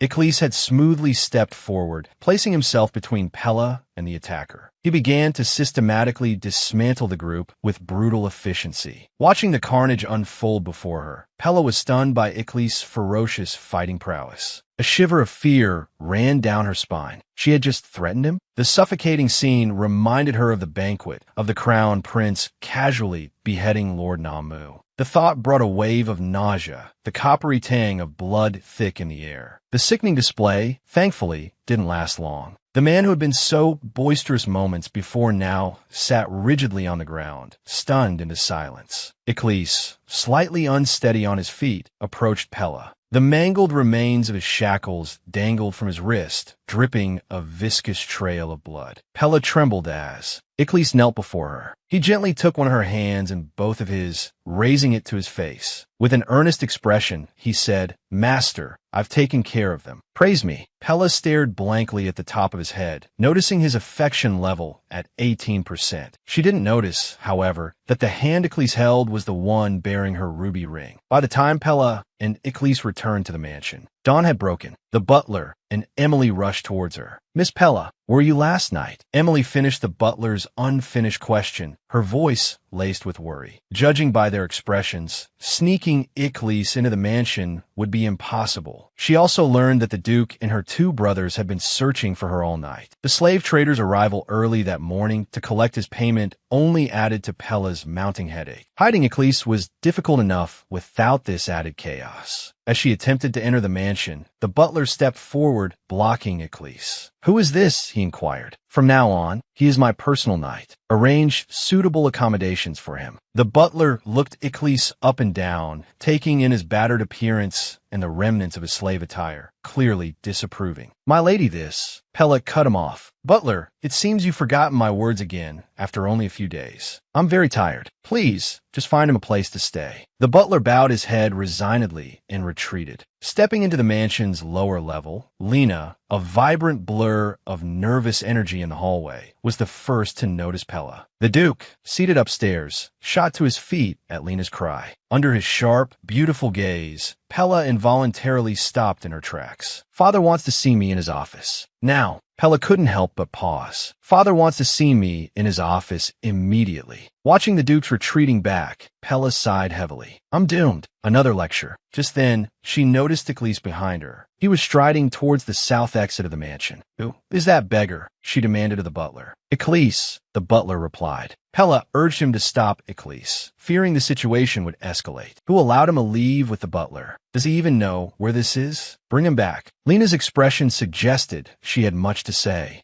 Iclis, turning back, seemed to share the sentiment, but neither spoke. Pella had to go to the Duke's office immediately. As Pella entered the office, a cold, sharp voice cut through the air. Pella Callie. It was her father. The Duke's voice, heavy with displeasure, continued. Explain yourself. What is the meaning of this? The Duke's tone made Pella tremble. After a moment of frantic thought, she decided to try her usual tactic. I apologize for leaving without telling you. I hear your apologies often, the Duke replied, but I find they are rarely followed by changed behavior. I swear, I haven't done anything to disgrace the family. At Pella's response, the Duke slammed his fist on the desk. Get to the point, Pella Callie. I haven't stayed up all night to listen to this. It was the first time Pella had seen him this angry. His unexpected fury left her speechless. Pella Callie, why were you alone, without guards, in an alley in the middle of the night? Seeing Pella shrink under his harsh words, the Duke sighed. His voice softened slightly. What happened last night? Pella let out a small sigh. If the Duke was asking, further apologies were clearly pointless. I wanted to see the festival. I knew you wouldn't approve, so I went secretly. The Duke was silent for a long moment. Then, in a low voice, he prompted her to continue. Pella recounted the events of the previous night, carefully omitting her visit to the slave market. When she described being accosted in the alley, the Duke shot up from his chair. Who touched you, Pella? Pella, remembering her panic, admitted, I was too frightened. I didn't see his face. I only heard him say something about Crewy. Seeing the Duke sink back into his chair, muttering to himself, Pella's anxiety spiked. Fearing what he might do, she quickly added, Anyway, Iclis was passing by and saved me. Iclis, the man you brought here today? Yes, he had escaped from the slave market. At the word slave, the Duke's brow furrowed. Pella hastily explained, he's a nobleman from a conquered nation. The Duke's expression relaxed somewhat, but his disapproval was still evident. Pella, I gave you a blank check, not to buy slaves. Pella began to protest, arguing she couldn't abandon her savior, when the door burst open with a loud bang. A frantic Derek, pale and sweating, rushed in. Where have you been? He strode into the room, his face a mask of worry, and fixed Pella with an intense stare. Pella, flustered, stammered, Brother, I was talking to Father. Before she could finish, Derek grabbed her shoulders and shook her. I've been searching the entire city all night, even the brothels and the back alleys. I was terrified you'd been kidnapped. Pella was stunned. She had never seen such an expression on his face. Confused, she thought, doesn't he hate me? Why is he so worried? Pella recalled the desperate look in his eyes as he tried to grab her hand before they were separated at the festival. Derek, the Duke snapped, stopping Derek's tirade. What are you doing? Barging in here without knocking while I'm talking to her. Derek's expression flickered for a second. He released Pella's shoulders, stepped back, and bowed to the Duke. I apologize, Father. Derek then moved silently behind the Duke, his gaze, like his father's, fixed intently on Pella, waiting for her explanation. The Duke cleared his throat. Answer me. I understand you bought him, but why not just free him? Why bring him home? He seemed to have accepted Pella's fabricated story without further question. Pella, having carefully composed her words, spoke slowly. I hope you will accept him as one of your knights. He's highly skilled, which is why he was so expensive. He's highly skilled, so he will be very useful in the future. All he needs is formal swordsmanship training. At that moment, Derek interrupted. Even running errands for our family is considered an honor by many. He's not even a commoner. and you want to give that slave swordsmanship training. Pella, fighting off exhaustion, replied, I want him as my personal guard. Your personal guard? I can't live my whole life without a guard. The Duke's eyes widened further. What do you mean by that? The dukedom has over 20,000 knights at your disposal. Yes, but I know that those knights have a very poor impression of me. Isn't that why you haven't assigned any of them as my guard? Hearing this, both men fell silent. Pella continued, I don't want to entrust my life to someone who doesn't want to protect me. Once I leave this house, you can't guarantee that something like last night won't happen again. Leave. The two men practically shouted the word in unison. The Duke asked anxiously, What do you mean, leave? As I just said, I'm an adult. Seeing their reaction, Pella's eyes widened slightly. Then she bowed her head. Please let me choose my own personal guard. I beg you, father, brother. Pella's voice dropped to a near whisper as she pleaded with them. The two men remained silent.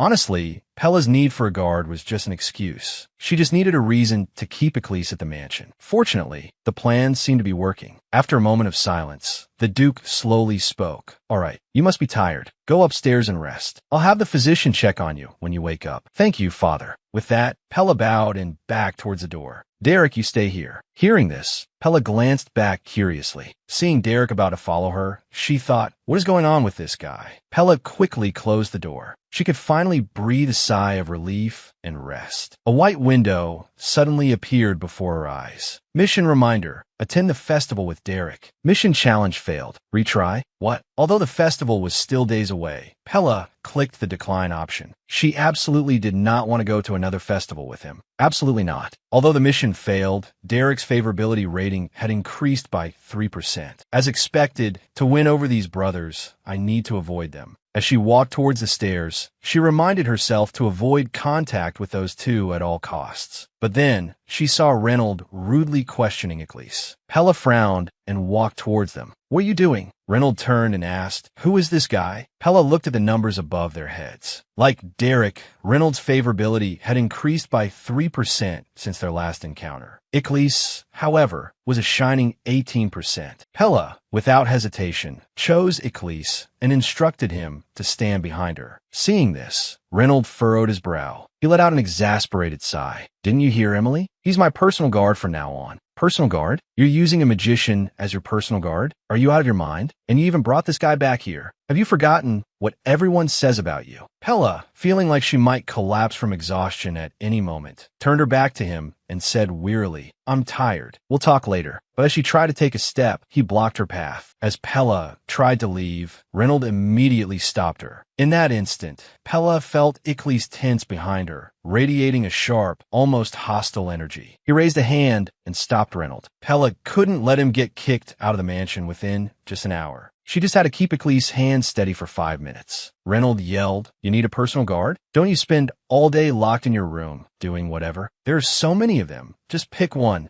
I don't need someone who's going to pry and question me with enough material to fill 10 books. Reynold's expression mirrored that of the Duke and Derek, his lips pressed into a thin, disapproving line. Do you really think those knights, who clearly don't respect or like me, are going to protect me when I'm in danger? I was lucky yesterday. If it weren't for Ecclese, I'd be a corpse in an alleyway right now. Reynold looked as if someone was choking him, his face paling considerably. I'm sorry for making you worry, brother, Pella said, then, ignoring Derek who was waiting in place, walked directly towards the staircase. The system popped up again before him, suggesting he participate in the basic mission with Reynold. Having already failed that challenge, Pella immediately chose to decline. Ecclese, like a loyal puppy, followed lightly behind him through the hallway until they reached Pella's room. Why do you keep following me? Pella tilted her head. Without hesitation, Ecclese replied, To prove my worth. Pella was taken aback by his answer. It seems you really hate the slave market. Then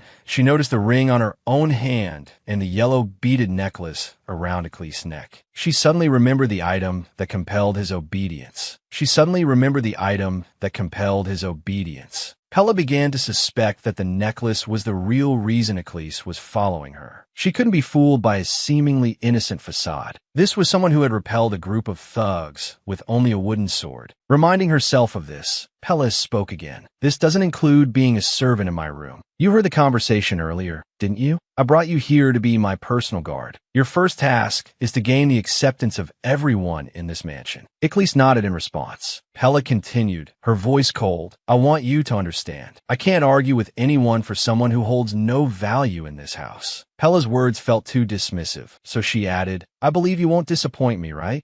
Iklis slowly nodded at her question. Pella saw a glint in his gray eyes, and in that moment, Iklis' affection level shifted, becoming 20%. When will it reach 30%? When will it rise even more so I can see the ending? The thought of the long road ahead exhausted Pella. Emily escorted Iklis to the room the Duke had assigned him. Just then, a dry, warm voice sounded. Master, I will do my utmost to earn your praise. Pella reached out and patted his seemingly dull hair. Iklis, in turn, nuzzled his head against Pella's palm. Though it wasn't enough to completely dispel her fear of him, Pella trusted her choice. She believed she could successfully escape the game. Master, I'm glad it was you who saved me. Master, I'm glad it was you who saved me. These words solidified Pella's resolve for her next plan. Since Iklis returned to the mansion, Pella hadn't left her room. The outward explanation was that she needed ample rest. Derek and the Duke, after hearing Pella's fabricated explanation that day, didn't expel Iklis from the mansion. They didn't give any instructions to Pella while she remained in her room. But Pella learned from Emily that the Duke had recently been investigating every noble family for anyone associated with Crewy. This news sent a chill down her spine. A few days later, warm sunlight pierced through the window, shining brightly into the room. Thankfully, after completing the mission to save Iklis, a period of peaceful respite had arrived. Even if Pella spent all day sleeping, eating, or reading, no one would disturb her. Knock, knock. Emily entered the room carrying a tray. For lunch, we have prepared pumpkin gratin and fried chicken legs. This is too bland, Pella said, not hiding her disappointment. Emily tilted her head in confusion. Miss, your tastes seem to have changed. You're now actively seeking spicy food. People always say that food preferences change as you grow up. That's true, Emily replied, seemingly accepting Pella's explanation without suspicion. She nodded and continued. Please enjoy your meal, Mississippi. But even so, Pella remained cautious. As she ate the sweet melon preserves, Emily spoke. The head butler asked me to inform you that the items you ordered from the jeweler have arrived. Do you recall requesting a jeweler to come to the mansion before the celebration began? Only after Emily mentioned it did Pella remember the incident. She had completely forgotten about it. Emily asked, would you like me to bring them to you now? Pella nodded slightly. Yes, bring them now. Emily quickly returned with a box, a swan-shaped box crafted from a material that looked incredibly expensive. When the deep, sapphire blue gem within revealed its lustrous form, Emily gasped in awe. Is this top-quality lapis lazuli cufflink for the Duke? Emily inquired. Pella hastily denied this, instructing her, I have a discreet errand that requires a runner. I need someone to do it for me. Someone to run an errand for me. Do you happen to know any information brokers in the merchant district? An information broker? Emily tilted her head, then replied, I'm not very familiar with that sort of thing, but my roommate might know. She worked in the merchant district before coming here. Pella paused for a moment, then asked, what's her name?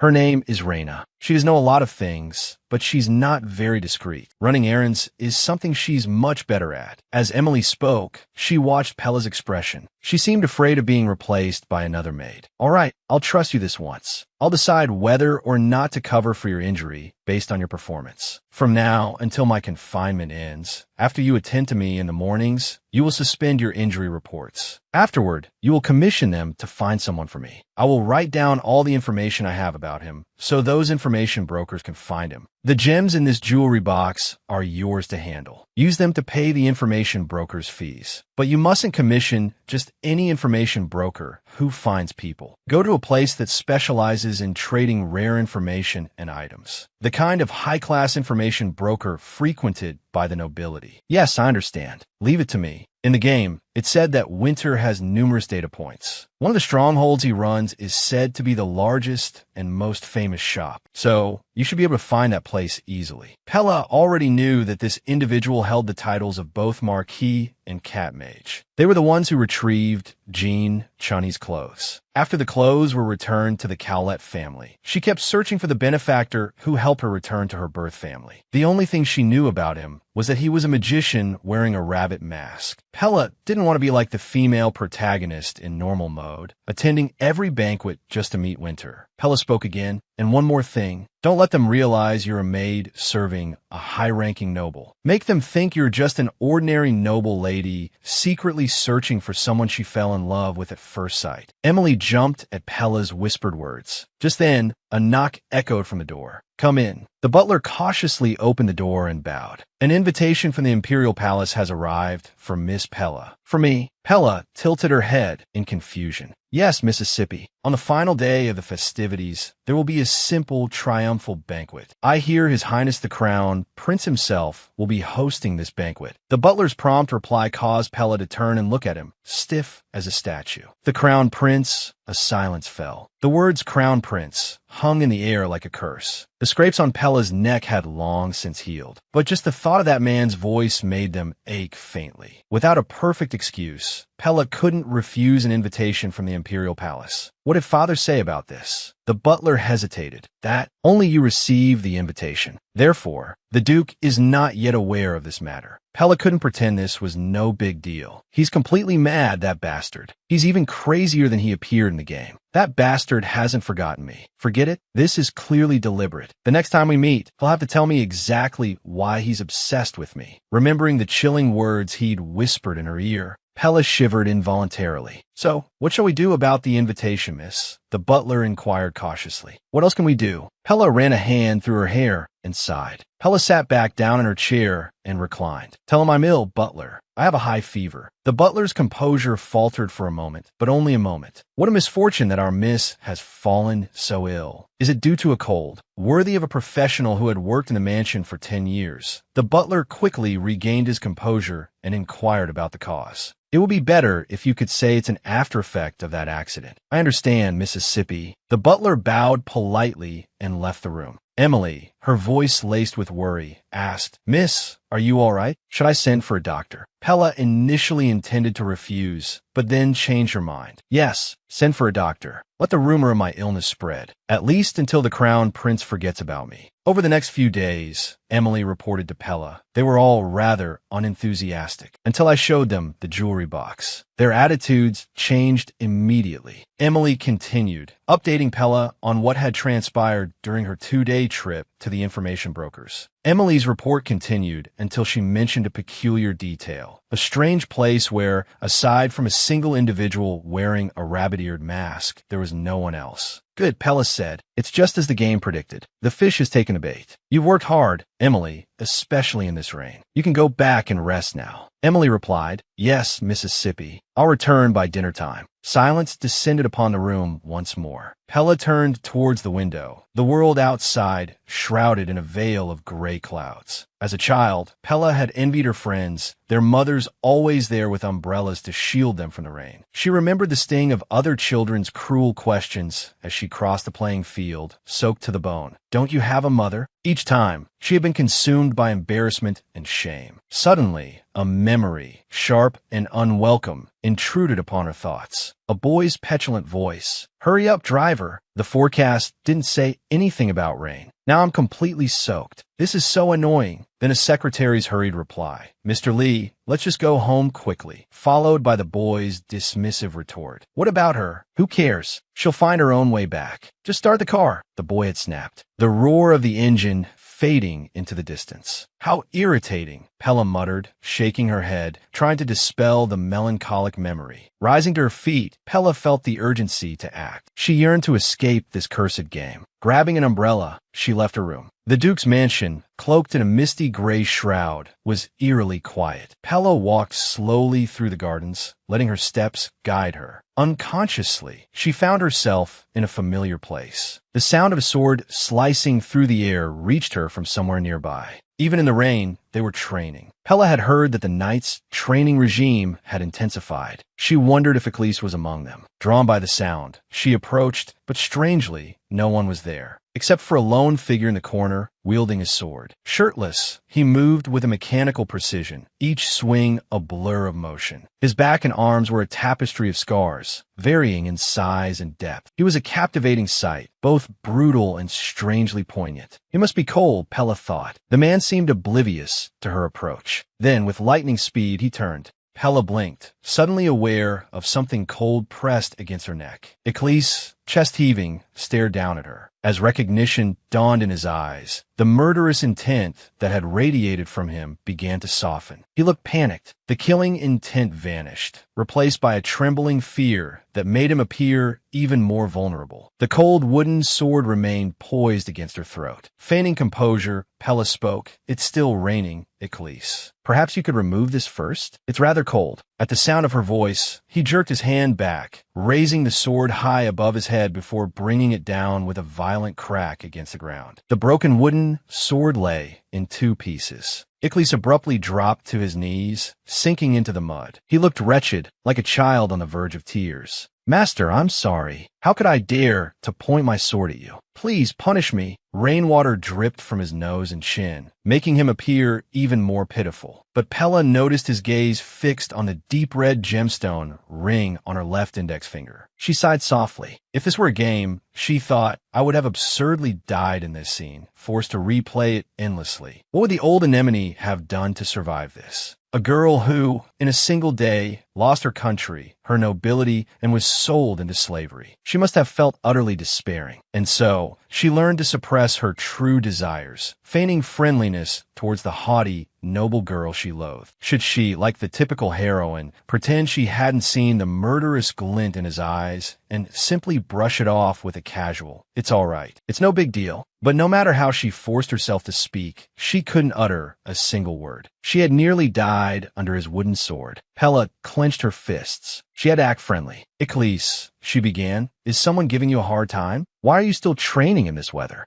Pella forced a smile, tilting her umbrella slightly towards him, trying to shield him from the rain. "You're soaked. Who is so bold as to make you train in this weather?" Hearing Pella's voice, Eclise's expression shifted from blank impassivity to a stunned bewilderment. He gasped. "No one," he replied. "No one made me do this. I just want to become an official knight quickly, so I can be by Master's side as soon as possible. That's why I'm training alone." His answer brought a gentle smile to Pella's face. "That's commendable. You deserve a reward for your hard work. Should I have them build a pavilion for you? That way, you won't get rained on while you train. Or, is there anything else you desire?" Eclise silently shook his head. Pella glanced at his broken wooden sword. "All right, I'll get you a new sword. This one is broken, after all." Eclise interrupted her. "I wish Master would visit me more often." His unexpected request left Pella speechless. "Master hasn't visited me since leaving me here. I thought Master had forgotten me." Pella scoffed inwardly at his words, unsure whether she was mocking him or herself. Pella finally understood the dissonance she felt. He could tear a person apart like a machine, yet here he was, kneeling before her with such ease. It was as if she, to gain his favor, had chosen to wear the mask of a benevolent master. And Eclise, to survive, had chosen the mask of a loyal dog. She had foolishly thought that her path to winning over Eclise wouldn't be as fraught with danger as the others. She had complacently believed it. He hadn't even suspected. But even so, there was no turning back now. "If you wish, you can visit me anytime." At Pella's reply, Eclise smiled. In the cold air, Pella could see his breath trembling. "You'll catch a cold, Eclise. Training is over for today. That's an order." Just as Pella turned to leave, Eclise called out to her. Pella glanced back, seeing him still kneeling. He made no attempt to rise, simply watching her. "I almost hurt you." Pella's heart lurched. Not almost. He almost killed her, despite her trembling lips. Pella forced a smile. "Eclise, punishing a loyal knight over some trivial matter is something only a fool would do. And you didn't do it on purpose, right?" Pella didn't give him a chance to answer, quickly walking away. She knew his gaze followed her until she disappeared from his sight, and thankfully, he didn't interrupt her departure again. Pella walked quickly, not caring that her skirt was getting wet. She understood now. Eclise's route was not safe. In truth, it wasn't entirely unexpected. She needed to meet with Pat quickly. She needed to secure her safety. In the blink of an eye, news arrived from Emily about the task she had been given. "Miss, this is the information you requested." Pella accepted the letters and examined their contents one by one. "Is this all?" Pella asked, gesturing to the list attached to the letters. Emily glanced at the list, answering nervously. They said, "Miss, that if you could provide more clues about the person, it would naturally be better. They could also, try other merchant groups." Pella shook her head at Emily. She hadn't been looking for a person anyway. The tension in Emily's face eased somewhat. "Of all the merchant groups we've visited so far," she began, "only the one with the rabbit mask hasn't responded yet." Pella felt a pang of disappointment about Winter's lack of action. She had thought Pat would take the bait immediately. Now, it seemed she would have to attend every party he might possibly show up at. Then, Pella offered the remaining jewels to Emily. Emily, however, suddenly panicked, shaking her head in vehement refusal. Remembering something, Pella said to her, "Don't worry. I'll have your contract regarding that needle destroyed." Emily's refusal only intensified. "There's no need for that." Seeing Pella's puzzled frown, Emily explained her desire to become Pella's true confidant, a true, loyal lady-in-waiting. "But why should you trust me?" At Pella's prompting, Emily declared confidently, "You can keep that needle. If I ever act suspiciously, you can give it to the Duke. This is my earnest pledge." Emily nodded emphatically. As Emily knelt before her, Pella considered the situation. This was unexpected.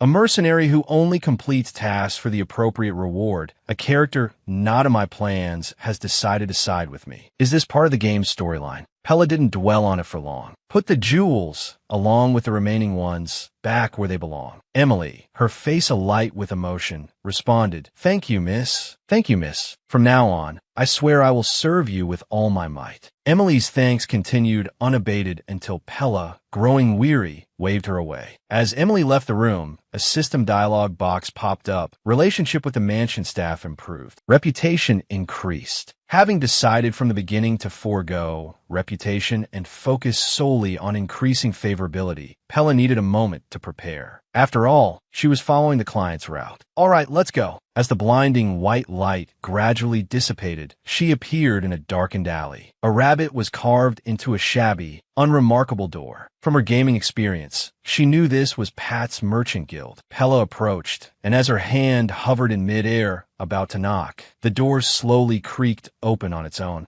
A chill ran down Pella's spine. She felt as if she were being watched. The interior was just as it was in the game: a desk, a bookcase, and a sofa for guests. However, the person she was looking for was nowhere to be seen. Had he gone out? Pella had rushed here almost immediately after the rabbit had left. Seeing the empty office, she considered returning to the mansion. But then she thought, since she was already here, she might as well wait. Suddenly, a tremor accompanied by a loud noise came from somewhere within the building. Pella jumped up from the sofa, stumbling slightly, but managing to catch the armrest. Pella glanced out the window. Outside, everything was peaceful, as if nothing had happened. Then, she noticed a rectangular arc on the wall. Looking closer, she realized it wasn't a line, but a crack in the wall. How did it open? There were no visible latches or mechanisms. As she ran her hand along the wall, searching for a way to open it, a system prompt appeared. "Hidden quest. You have discovered the magician's base. Do you wish to enter?" Pella's eyes widened at the unexpected quest. This had never appeared in normal mode. Seeing the reward, however, she frowned. The reward listed was unknown item. Was it worth the risk? Pella paused, lost in thought. She was only interested in Pat for the sake of increasing his favorability. She wasn't particularly curious about his secrets, especially if there was no clear benefit. Besides, everyone had their own privacy. As the rumbling sound echoed again, she changed her mind and pressed accept. The wall slid open, revealing a secret passage. Beyond the wall lay a dark, spacious corridor. From the outside, there was no indication of such a large space within. A muffled thudding continued to emanate from the depths. As she reached the end of the passage, she heard the sound of children. Pella gazed at the magical space before her, an environment she had never been able to experience while playing the game. Besides bookshelves overflowing with books, there were many other curious objects. "This place is like a museum," Pella murmured in awe. Suddenly, a heavy thud brought her back to the present. She saw a group of children emerge from a corner and scatter. Each child wore an animal mask. A child wearing a lion mask narrowly dodged a falling icicle. "Hey, be careful. If the box gets damaged, we're dead. The guild master will kill us." Pella looked towards the icicle. She could faintly make out an object encased within the ice, something vaguely familiar. If she remembered correctly, it was a holy relic of the ancient magicians. This necklace was obtained by Winter during his explorations in the North Wind. It was a magical item used by an ancient magician, an item that could influence Pat's storyline. At that moment, the child wearing the pig mask chanted a strange incantation. A beam of white light, like a laser, shot out from the top of the magical barrier. Pella hurried towards the children. "Just what are you doing?" she demanded, addressing the children who seemed poised to chant another strange spell. The children's gazes snapped towards her, making her the immediate center of attention. "Who's this lady?" one whispered. Pella, composing herself, affected a mature tone. "I'm not a lady," she explained. "I'm a guest of the Merchant Guild. Who are you, and what are you doing here?" "We're the chief disciples of the great magician, Dummy," one child blurted out. "Hey, you're not supposed to say that," another hissed. "And even guests aren't allowed in here." The children's chatter, a cacophony of voices, made it impossible for Pella to think. "Children, enough. Enough." Though no one immediately responded, the children's attention, thankfully, refocused on her. Seizing the moment, Pella quickly added, "It doesn't matter who I am or who you are. The problem is, you're about to damage a very rare artifact. Don't you have chisels or hammers? Did your master tell you to break the ice like that?" The children immediately deflated, their bravado gone. "Actually," one mumbled, "the guild master gave us these before he left." "But the ice is too thick," another chimed in. "These tools won't break it. Plus, there's magic on it. It keeps repairing itself. If the master were here, he could just use a spell." Pella sighed and held out her hand. Taking the tools, she walked towards the icy block. The children were right. The small holes they had chipped away were slowly freezing over. The newly formed ice wasn't perfect, though. Turning back, she asked the children to bring hot water. She'd learned this technique in university, thinking she'd never need it. She never imagined she'd be putting it into practice for the first time in a game. The children behind her grew excited, eager to help. It wasn't long before Pella, shifting from a crouch to a standing position, felt a sharp pain in her back. "Oh, my back," she groaned. Half of the chest was now free from its icy prison. The children, too, were exhausted. "It's all thanks to you, miss," one exclaimed. "Yeah, thanks for showing us how." Just then, a chilling voice echoed from behind them. "Who are you?" "I cast a spell. Ordinary people can't see or enter this place." "You're wearing a mask. Are you a magician too?" Pella turned, stiff as a robot, to face the speaker. A man wearing a rabbit mask stood some distance away. Pella swallowed, trying to formulate a response. She couldn't exactly say, "I'm here for a hidden side quest," could she? As she hesitated, her Halgandu-like ability meter began to flash ominously, plummeting from -8. Pella's eyes widened in alarm. What's happening? She felt her lip tremble. There was no mention of penalties when she accepted the quest. Why was this happening? Pat waited impassively for her answer. "You better tell me how you got in here," he said, his voice low and dangerous. The sudden drop in Halgandu had left Pella's mind blank. Though her mouth opened and closed, no sound came out. Panic seized her. The children rushed forward to defend her. "We brought her in," they cried, gesturing towards the artifact behind them. Pat's eyes widened slightly. Then, in a stern voice, he addressed the children. "Didn't I tell you not to let outsiders in here?" "But she said she's a guest, not an outsider," one child protested. "And the inscription is really hard to decipher." Pat's icy gaze softened slightly at the word guest. His eyes flickered between Pella and the artifact. He lowered the magical barrier and bowed apologetically to Pella. Aside from Aklee's insincere apologies, this was the first time Pella had received an apology from a target character. But the apology didn't bring Pella much comfort. The fear induced by the plummeting Halgando,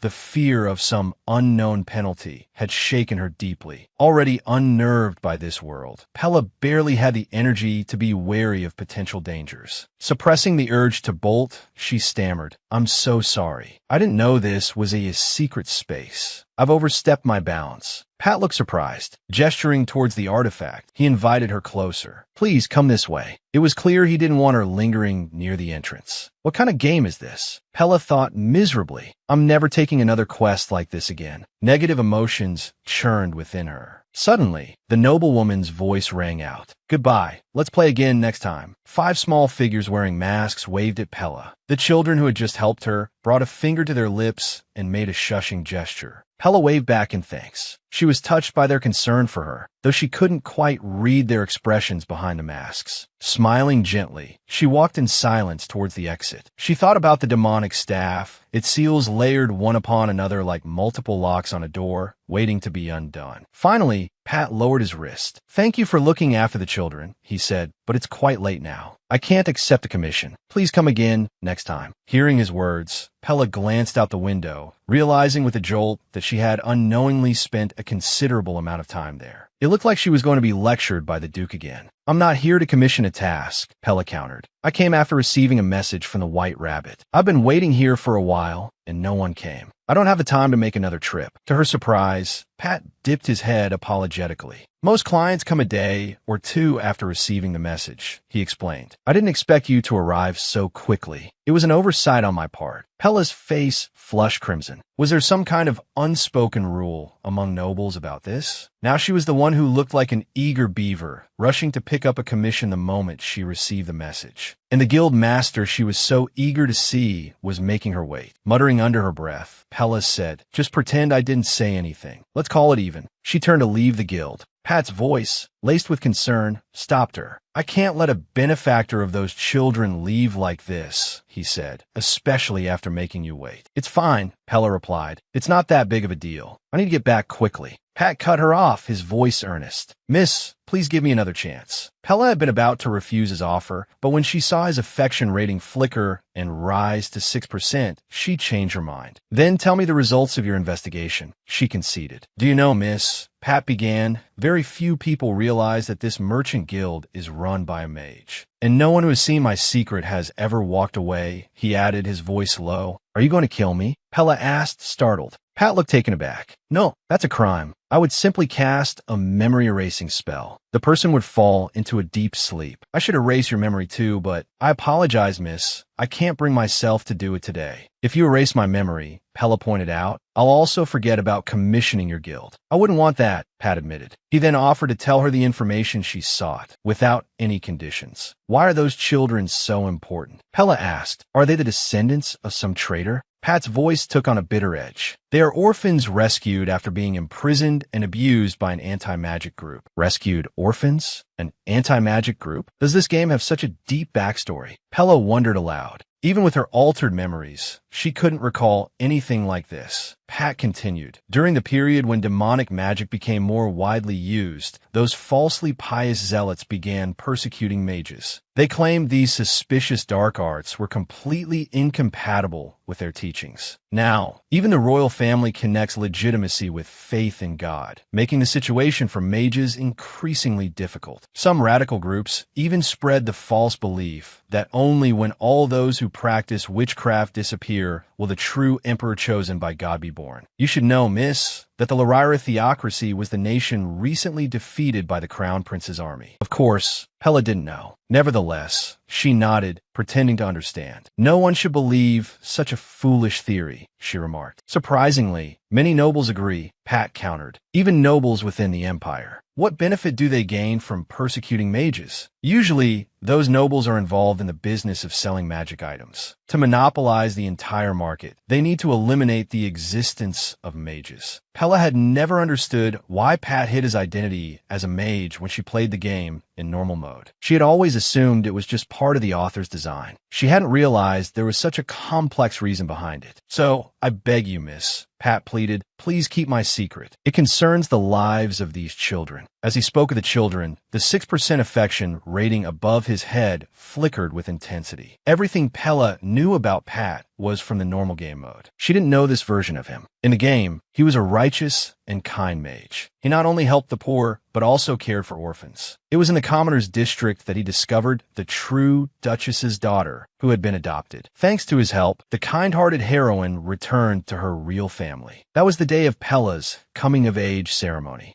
Considering the story's premise, a question arose unbidden in Pella's mind. Why would the kind and generous, yet formidable, Pat repeatedly bring back the villainous to the fake coming-of-age ceremony? Wasn't it obvious he was deliberately humiliating her? Pat, sensing her unease, cleared his throat softly. He gently squeezed Pella's trembling hand and opened the options menu, which he had closed some time ago. The options menu appeared before her eyes. Seeing the system's contents, Pella couldn't suppress a sigh. After a long silence, she spoke. "If I reveal the children's situation, what will you do?" The aura emanating from Pat was completely different now. "Then, dear guest, your insignificant noble status will also be in danger." He deliberately emphasized the word status. It no longer felt like a request, but a warning, a confirmation that their amiable facade was just that, a facade. Pella closed the options menu and responded with genuine sincerity. "Don't worry. I'll keep my mouth shut. Are we done? It's getting late. I should go back." Pella rose from her chair, feeling a pathetic sense of relief. Pat also stood, following behind her with a curious gaze. "What about the information, miss? About the person you were looking for?" Pella had already made her decision in a split second. "I don't need it anymore," she said with an indifferent tone. "I've already learned who he is through another informant." Pat froze, taken aback. This was clearly an unexpected answer. He might be more normal than the other potential romantic interests. But after that incident, her plans to raise his Halgandu, likability/affection level, had completely gone down the drain. Besides, Pat was about to meet the female protagonist anyway. And now, to him, she was just a ticking time bomb who knew his secret. She would rather pursue other characters who hadn't yet encountered the protagonist. "Right, you said you'd give me information for free if I kept the secret, didn't you?" Pella turned back, placing the white handkerchief in a swan-shaped box on the table. "I don't need the information.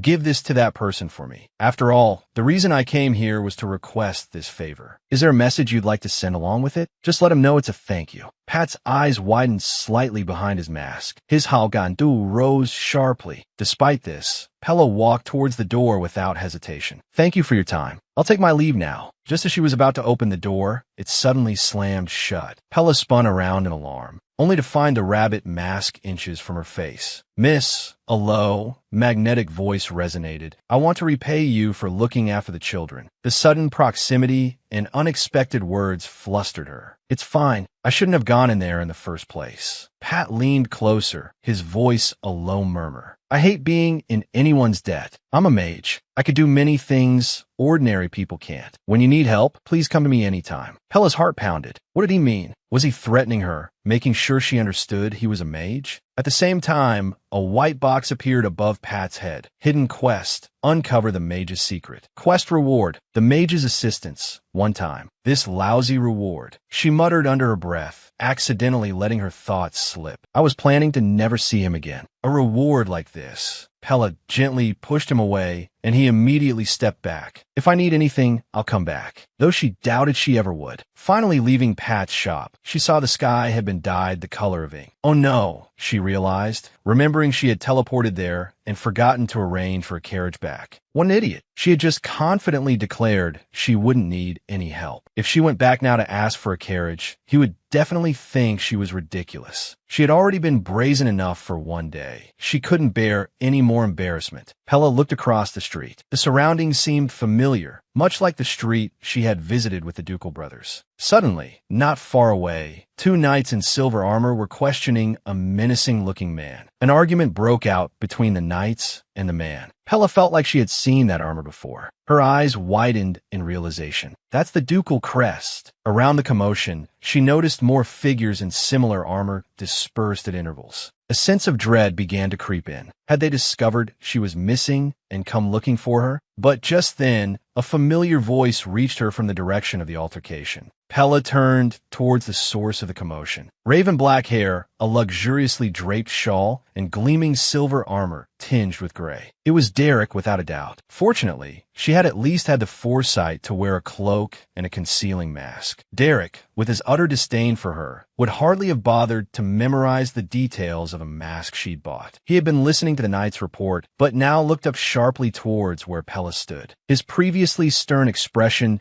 slowly morphed into a frown. Before he could fully recognize her, Pella spun around and fled back the way she had come. Her needless bravado had lasted less than 5 minutes before she decided to desperately call for help. Her unnecessary bravado had crumbled in less than 5 minutes, leaving Pella scrambling to invoke the assistance promised as a reward. An awkward silence filled the air. Surprisingly, Pat was still standing impassively by the door. Pella had never been so grateful for the anonymity her mask provided, shielding her burning shame. Slamming the door shut, Pella blurted out, "I apologize for my sudden change of heart, but is the help you offered me still available?" Hearing Pat's affirmation, Pella continued, "Then please, take me to Hamilton Street." Now, Pat seemed to consider the location of Hamilton Street for a moment. Pella's only concern was whether Derek had recognized her. She had to get home before him, no matter what. Pat asked, puzzled, why she wasn't accompanied by guards. Pella deflected, saying, "Every lady has her secrets, don't they?" With that, he pulled something from his pocket and extended a hand towards Pella. Pella placed her hand in his. A white, shimmering frame appeared before them. A system message flashed, using one instance of magical assistance. "Now traveling to Hamilton Street. You might feel a little dizzy," he warned, just as the white light flared, blindingly bright. When she could see again, she and Pat were standing in a deserted alley. Strangely, Pat's magical transport felt exactly like the system's teleportation. "You can let go now," Pat said beside her. "HM? What?" Pella blinked, tilting her head. Following his gaze, Pella looked down and saw their hands still clasped together. Startled, she yanked her hand away and jumped back. Ignoring the awkward moment, Pella offered her sincere thanks. "But bomet politeli. It was my pleasure to repay your kindness, Mississippi." Pella cleared her throat. His humility seemed at odds with his eccentric mage persona. "You truly are trustworthy," she said, studying him with a curious gaze. "Will you be visiting our establishment again?" Pella met his eyes, a small smile playing on her lips. "Is there any reason for us to meet again?" A cold breeze swept through the alley, leaving a pregnant silence. They stood masked, their true identities hidden, though each was aware of the other's secret. Pella continued to feign ignorance of his true nature. For his sake, and her own, as they stood on the precipice of meeting the heroine, further entanglement would be unwise. They held each other's secrets, a dangerous bond. Just as Pella turned to leave the alley, Pat's voice drifted after her. "If that person receives the item and has a response, may I relay it to you?" Pella paused, glancing back at him over her shoulder. "That won't be necessary," she replied with a gentle smile. She couldn't imagine the expression hidden beneath his mask. After parting ways with Pat, Pella immediately made her way back towards the hidden entrance, the dog hole, as it were. She crouched down, and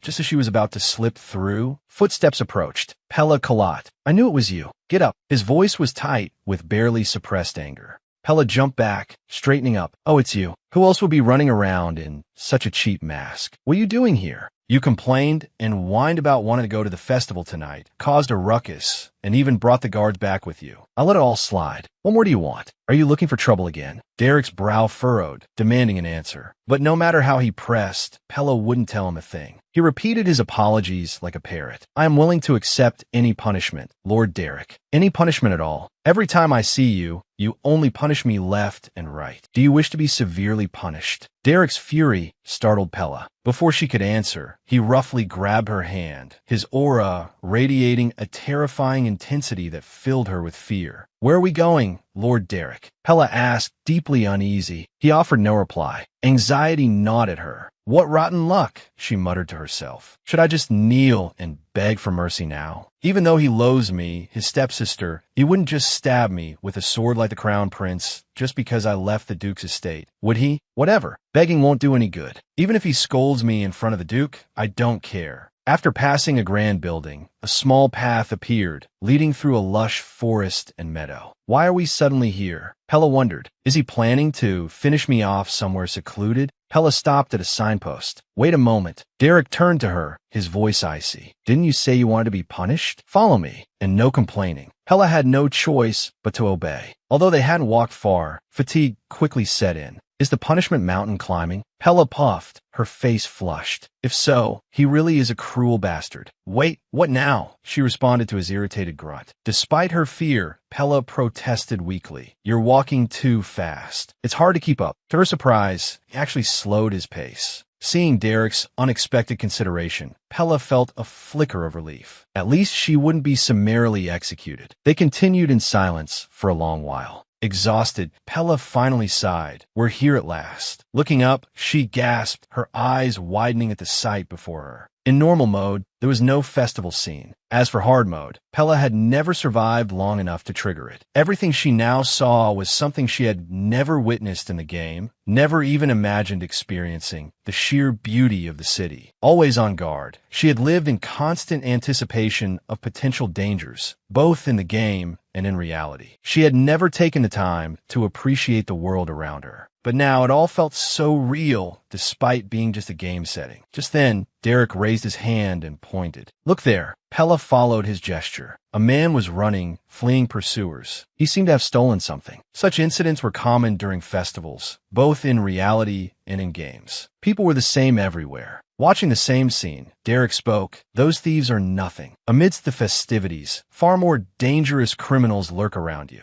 In places you can't see, far worse things are happening. Just yesterday, there was a murder at a nearby tavern, but a sheltered young lady like yourself wouldn't know about such things." Pella looked up at Derek, puzzled. Why was he telling her this? A sneer touched his lips. "Are you planning to mingle with such lowlifes?" Pella sighed. After a brief silence, she replied, "I swear I haven't done anything to disgrace the family. I'm not a child anymore, Lord Derek. While I may have been reckless, I'm not stupid enough to court death." "A young lady sneaking out through a dog door? That's clever. What were you doing in the market district? Do I even have to ask? You'd better tell me." "I was looking for an information broker who could help me find someone." Pella weaved truth and lies into a new narrative, a tactic she often employed with Derek. "Someone helped me at the palace, but I lost something he lent me. I wanted to apologize." Pella watched Derek's face, a thrill of satisfaction coursing through her as he visibly stiffened. "I'm talking about you, Derek. You're the one who had the servants throw away the handkerchief." Feeling guilty now, Derek remained silent for a moment before speaking with difficulty. "If that's the case, why not have the servants handle it? An unmarried young lady seeking out a man of unknown origins. Such rumors would shame the family." Pella smoothly proposed her plan. This was her chance. He needed to change. Derek's impression of Pella, the villainess, needed to shift. She was no longer the incessantly screaming, good-for-nothing parasite he'd always perceived her to be. Only then would he not worry about her causing trouble. Derek sighed deeply. "You'll be an adult soon," he began. "Even if you don't tell me where you're going, I won't stop you. Next time, don't crawl through the dog door. I'll talk to the butler. Or you can go out with that slave you brought back." Watching Derek's favorability increase, Pella couldn't comprehend not only his kindness, but also his words. If she died outside, shouldn't he be happy? Why was he suddenly being nice? Pella, her eyes filled with confusion, asked, "Aren't you going to punish me?" Derek's frown served as his reply. He suddenly reached out to Pella and plucked the mask from her face. "This is confiscated. It's unbecoming of the Khalid family," he reiterated, his hand still outstretched after removing her mask. "This is confiscated. It's unbecoming of the Khalid family." Pella looked up at Derek through her now unobstructed vision. He appeared cold and angry, yet there was a hint of amusement in his expression. Was she imagining it? Then, Derek suddenly spoke, a bracelet of pink crystal and rubies resting in his large hand. "These jewels are imbued with magic. As long as you wear it, you can cast protection and illusion spells. The mage who gave me this said, it will make you appear to others as a boy your age. The cheap ones you had before were all broken, so I replaced them with the best garnets." Derek added, his tone sounding almost like a grumble. Pella glanced at the bracelet in his palm. This was from the first day of the festivities, the night she'd run off to rescue Icarus. Derek had taken a liking to the bracelet then. Looking at its deep purplish-red color, he had thought it similar to Pella's hair, but he'd never imagined he would give it to her as a gift. She had assumed he was thinking about clothes. This was the second gift Derek had given her. Pella lifted her head, gazing once more into his blue eyes, feeling a profound sense of unfamiliarity. Without thinking, she blurted out, "Why are you giving me this bracelet?" Rather than expressing gratitude for the gift, Pella was more inclined to be suspicious. After all, he had that history with Rarik. "Don't you dislike my extravagant spending?" For some reason, Pella's words made Derek slightly uncomfortable. "Don't you like jewelry?" "I do, but I like the kind that isn't stolen, isn't taken, and belongs completely to me." Pella wasn't sure how much Derek understood of what she was saying, but she was certain his face had stiffened. He knew what she meant. "If you don't want it, then throw it away," he said, "and stop those ridiculous antics." Derek turned and quickly descended the hill. Pella wondered if she should follow. Suddenly, a white window appeared before her eyes. Pella froze. Hadn't she refused this quest? She was sure she had pressed decline. But why had it succeeded? From his system rewards, she received Derek's increased favorability, the beautiful bracelet, and something called a mizzen. Finally, Pella bent down and picked up the bracelet from the ground. As she brushed the dust from her cloak, a wave of sadness washed over her. To be in such a difficult situation, to have to be grateful and accept such things. A wave of sadness washed over her. To be in such a difficult situation, to have to be grateful and accept such things. Watching Derek's retreating figure, she grumbled. Couldn't he have just said it was a gift? Jerk. The month-long festival was finally coming to an end. Emily was practically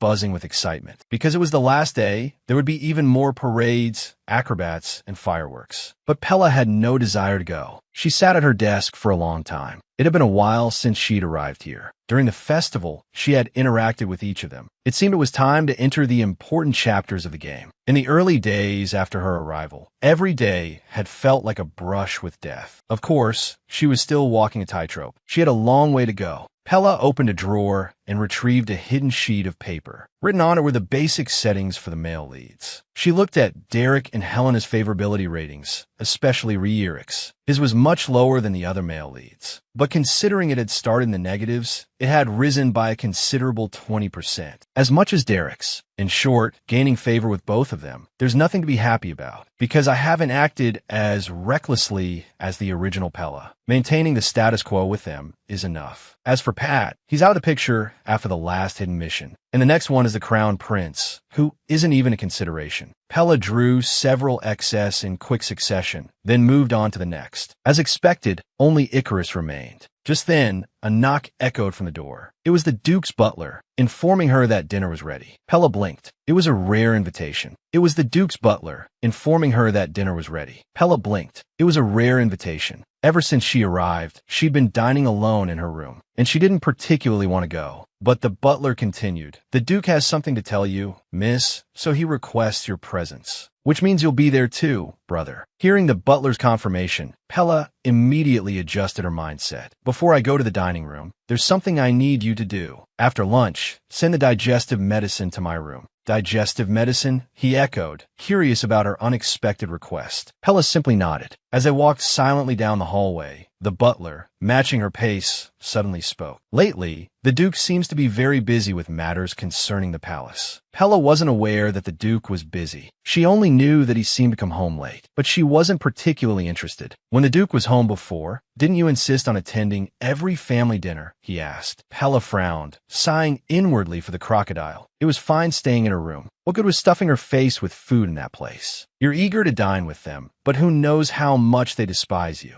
Hearing the butler call her name, she saw him looking at her with a complex, scrutinizing gaze. Before he could react further, Pella replied absent-mindedly, I've always been worried about making mistakes, so eating in my room is a good idea for me. The butler quickly closed his mouth and changed the subject. Because you've been staying in your room, miss, the Duke has been feeling very lonely. Who knows? Big brother probably thinks the same, Pella muttered to herself. The butler wanted to say something, but they had already arrived at the dining room. He bowed respectfully to Pella, but the eyes that watched her were unfriendly. Pella didn't care. The door opened. From the doorway, she saw their faces. They were the ones she truly needed to deal with. Do you have any sense of time? Why are you so late? Came the disgruntled reprimand. It was the most extravagant feast Pella had seen since arriving in this world. It was the most extravagant feast Pella had seen since arriving in this world. Compared to the meal she had in her room, the difference was stark. As Pella stared blankly at the abundance of dishes, the Duke, seated at the far end, spoke in a low voice. Let's eat. Pella wasn't entirely sure of the proper dining etiquette for nobles, but the villainess whose body she inhabited didn't have much common sense either. So even if her manners weren't perfect, it wouldn't be too noticeable a flaw. Pella looked down at the cutlery in front of her. After making sure everyone had soup in hand, she followed suit. Pella immediately scoffed. The cutlery placed before her was all for children just learning to use knives and forks. She must have been heard because the Duke, seated to her right, glanced at her sharply. Pella quickly shook her head. Come to think of it, if the Duke cared even slightly about her, he would have noticed that someone had tampered with her place setting. As if mocking the situation, Pella picked up each piece of cutlery, wondering if she'd actually be able to eat any of the food. Heaven knew how Emily managed, with the kitchen staff's attitude being so poor, to still resolutely bring her normal food, and occasionally even things she wanted to eat. It was truly commendable. She'd have to reward him when she returned to her room. Pella stared at the haphazardly arranged dishes on her plate, but didn't take a single bite. This was the path the villainous Pella walked. The meal was nearing its end. The Duke took a sip of wine and said, "It's the last day. Aren't you going out?" Pella replied curtly, not interested. Regardless, her icy demeanor immediately caught the attention of her older brothers. Their favorability ratings flickered. The two sharp-tongued men immediately masked their expressions and turned to the Duke, forcing smiles. "I'm still confined," she reminded them. The Duke clicked his tongue. "You've used that confinement excuse countless times, and I, for one, have never seen such a fool begging to be confined for the sake of a mere slave. There's another reason I'm having you dine with us today. The upcoming hunting competition." The hunting competition. Pella pondered the details from a game, but couldn't immediately recall such an event. The Duke elegantly set down his cutlery and began to speak. "This time, it will be held in the forest north of the palace, as you know. This hunting competition holds great significance. With the crown prince at the vanguard, royalty and nobility from the vassal states will participate. Moreover, rare animals representing each nation will be released. Those who oppose the crown prince's participation in the war disapprove of this decision. At this juncture, it's best to solidify our position. Therefore, at last night's aristocratic assembly, the Hallett family also expressed their willingness to participate." Pella, half-heartedly listening to the Duke, suddenly remembered the hunting competition event from the game. The Empire holds a hunting competition every quarter. Indirectly, the rare animals from the defeated northern nations are under pressure. Later, the angelic heroine, Ives, disapproving of this cruelty, persuaded the crown prince to cancel it. But Ives didn't participate in the hunting competition in the story, because the villainous Pella, intensely jealous of Ives and the attention she received from the male leads, secretly poisoned the true daughter of the Duke, preventing her from attending. Unable to go, the heroine, Ives, wandered around her home, thus increasing Icarus's affection for her. Of course, this didn't remain hidden for long. In the finale, to expose all the atrocities committed by Pella, the crown prince subjected her to unspeakable torture. It was a torment that froze the heart alive, preventing it from dying, before being eaten spoonful by spoonful, with the same poison used on the heroine. A series of vivid illustrations flashed through her mind. Pella instinctively shuddered. The Duke, who had been discussing the aristocratic assembly, suddenly turned to her. Pella hadn't been listening to a word he'd said. She stammered a reply, startled like a fool. Fortunately, the Duke didn't seem to notice. "Through this assembly's vote, the ban prohibiting your participation has been lifted. What do you think, Pella?" Unable to immediately answer the Duke's question, Pella was bewildered. What ban? She knew nothing about it. The villainous Pella had apparently done something at a previous hunting competition that resulted in her being barred from attending. As she hesitated, the Duke asked again if she wanted to participate. "If you wish to compete, I will inform them to prepare your hunting equipment." Just then, a loud bang echoed as someone slammed their fist on the table. "That lunatic!" a voice shrieked. "No, that woman. She did it last year. She'll definitely do it again this year." The pink-haired girl, who had slammed her fist on the table, continued to yell. "That lunatic! No, that woman. She did it last year. She'll definitely do it again this year." Ever since that incident, all the noble ladies had wished to see Pella imprisoned. Although the Duke had tried to intervene, the pink-haired girl, Lana, continued, glaring furiously at Pella. Utterly confused, Pella, with the villainess's characteristic audacity, asked, "What did I do?" "Are you asking because you don't know?" "Of course you don't know. Why else would you ask?" Pella wanted to throw those words back in Lana's face, and almost did. But she had to restrain herself. To understand the full story, Pella goaded Lana to reveal everything. However, the answer came from an unexpected source. "You pestered father to make you a 10-stringed lute. You've probably forgotten, haven't you? Even though it was dangerous, you still brought it with you. Then, at the tea party, you flew into a rage, threatening to kill Countess Kylan and her entourage. Finally, the guards subdued you like a wild animal. For a long time afterward, rumors circulated that someone in the Hallett family had taught a chimpanzee how to use a 10-stringed lute. Pella was speechless. She couldn't escape these outrageous acts. After all, she was the most wicked villain in the game. Such behavior was expected of her. Pella remained silent. The Duke, however, intervened, silencing them both. Pella, you remember, don't you? We, the Hallett family, must be discreet. Isn't that right? Of course, father. I won't disappoint you this time, Pella replied instantly. Hearing the grinding of teeth from the side, she thought, if only I had some medicine. Well, that's all I wanted to say. The Duke tapped his finger lightly on the table, signaling the end of his pronouncements. The dining room doors opened, and the head chef entered, pushing a trolley. Dessert? She hadn't even eaten anything, and dessert was already being served. Pella stared dejectedly at the head chef. The dining room was bathed in a soft, warm light. The flickering candlelight seemed to weave a luxurious and mysterious tapestry. The table was laden with exquisite dishes, each a testament to the chef's skill, adding an air of anticipation to the dinner. Against this backdrop of opulence, Pella felt a profound and inexplicable sense of defeat and loneliness. Her eyes held a distinct sadness, her stomach gnawing with hunger, yet she hadn't managed to eat a single bite. The table was already laden with tempting desserts. Pella, her gaze inadvertently despondent, watched the chef, her heart filled with a mixture of confusion and resentment. As tea was served to the Duke and Derek,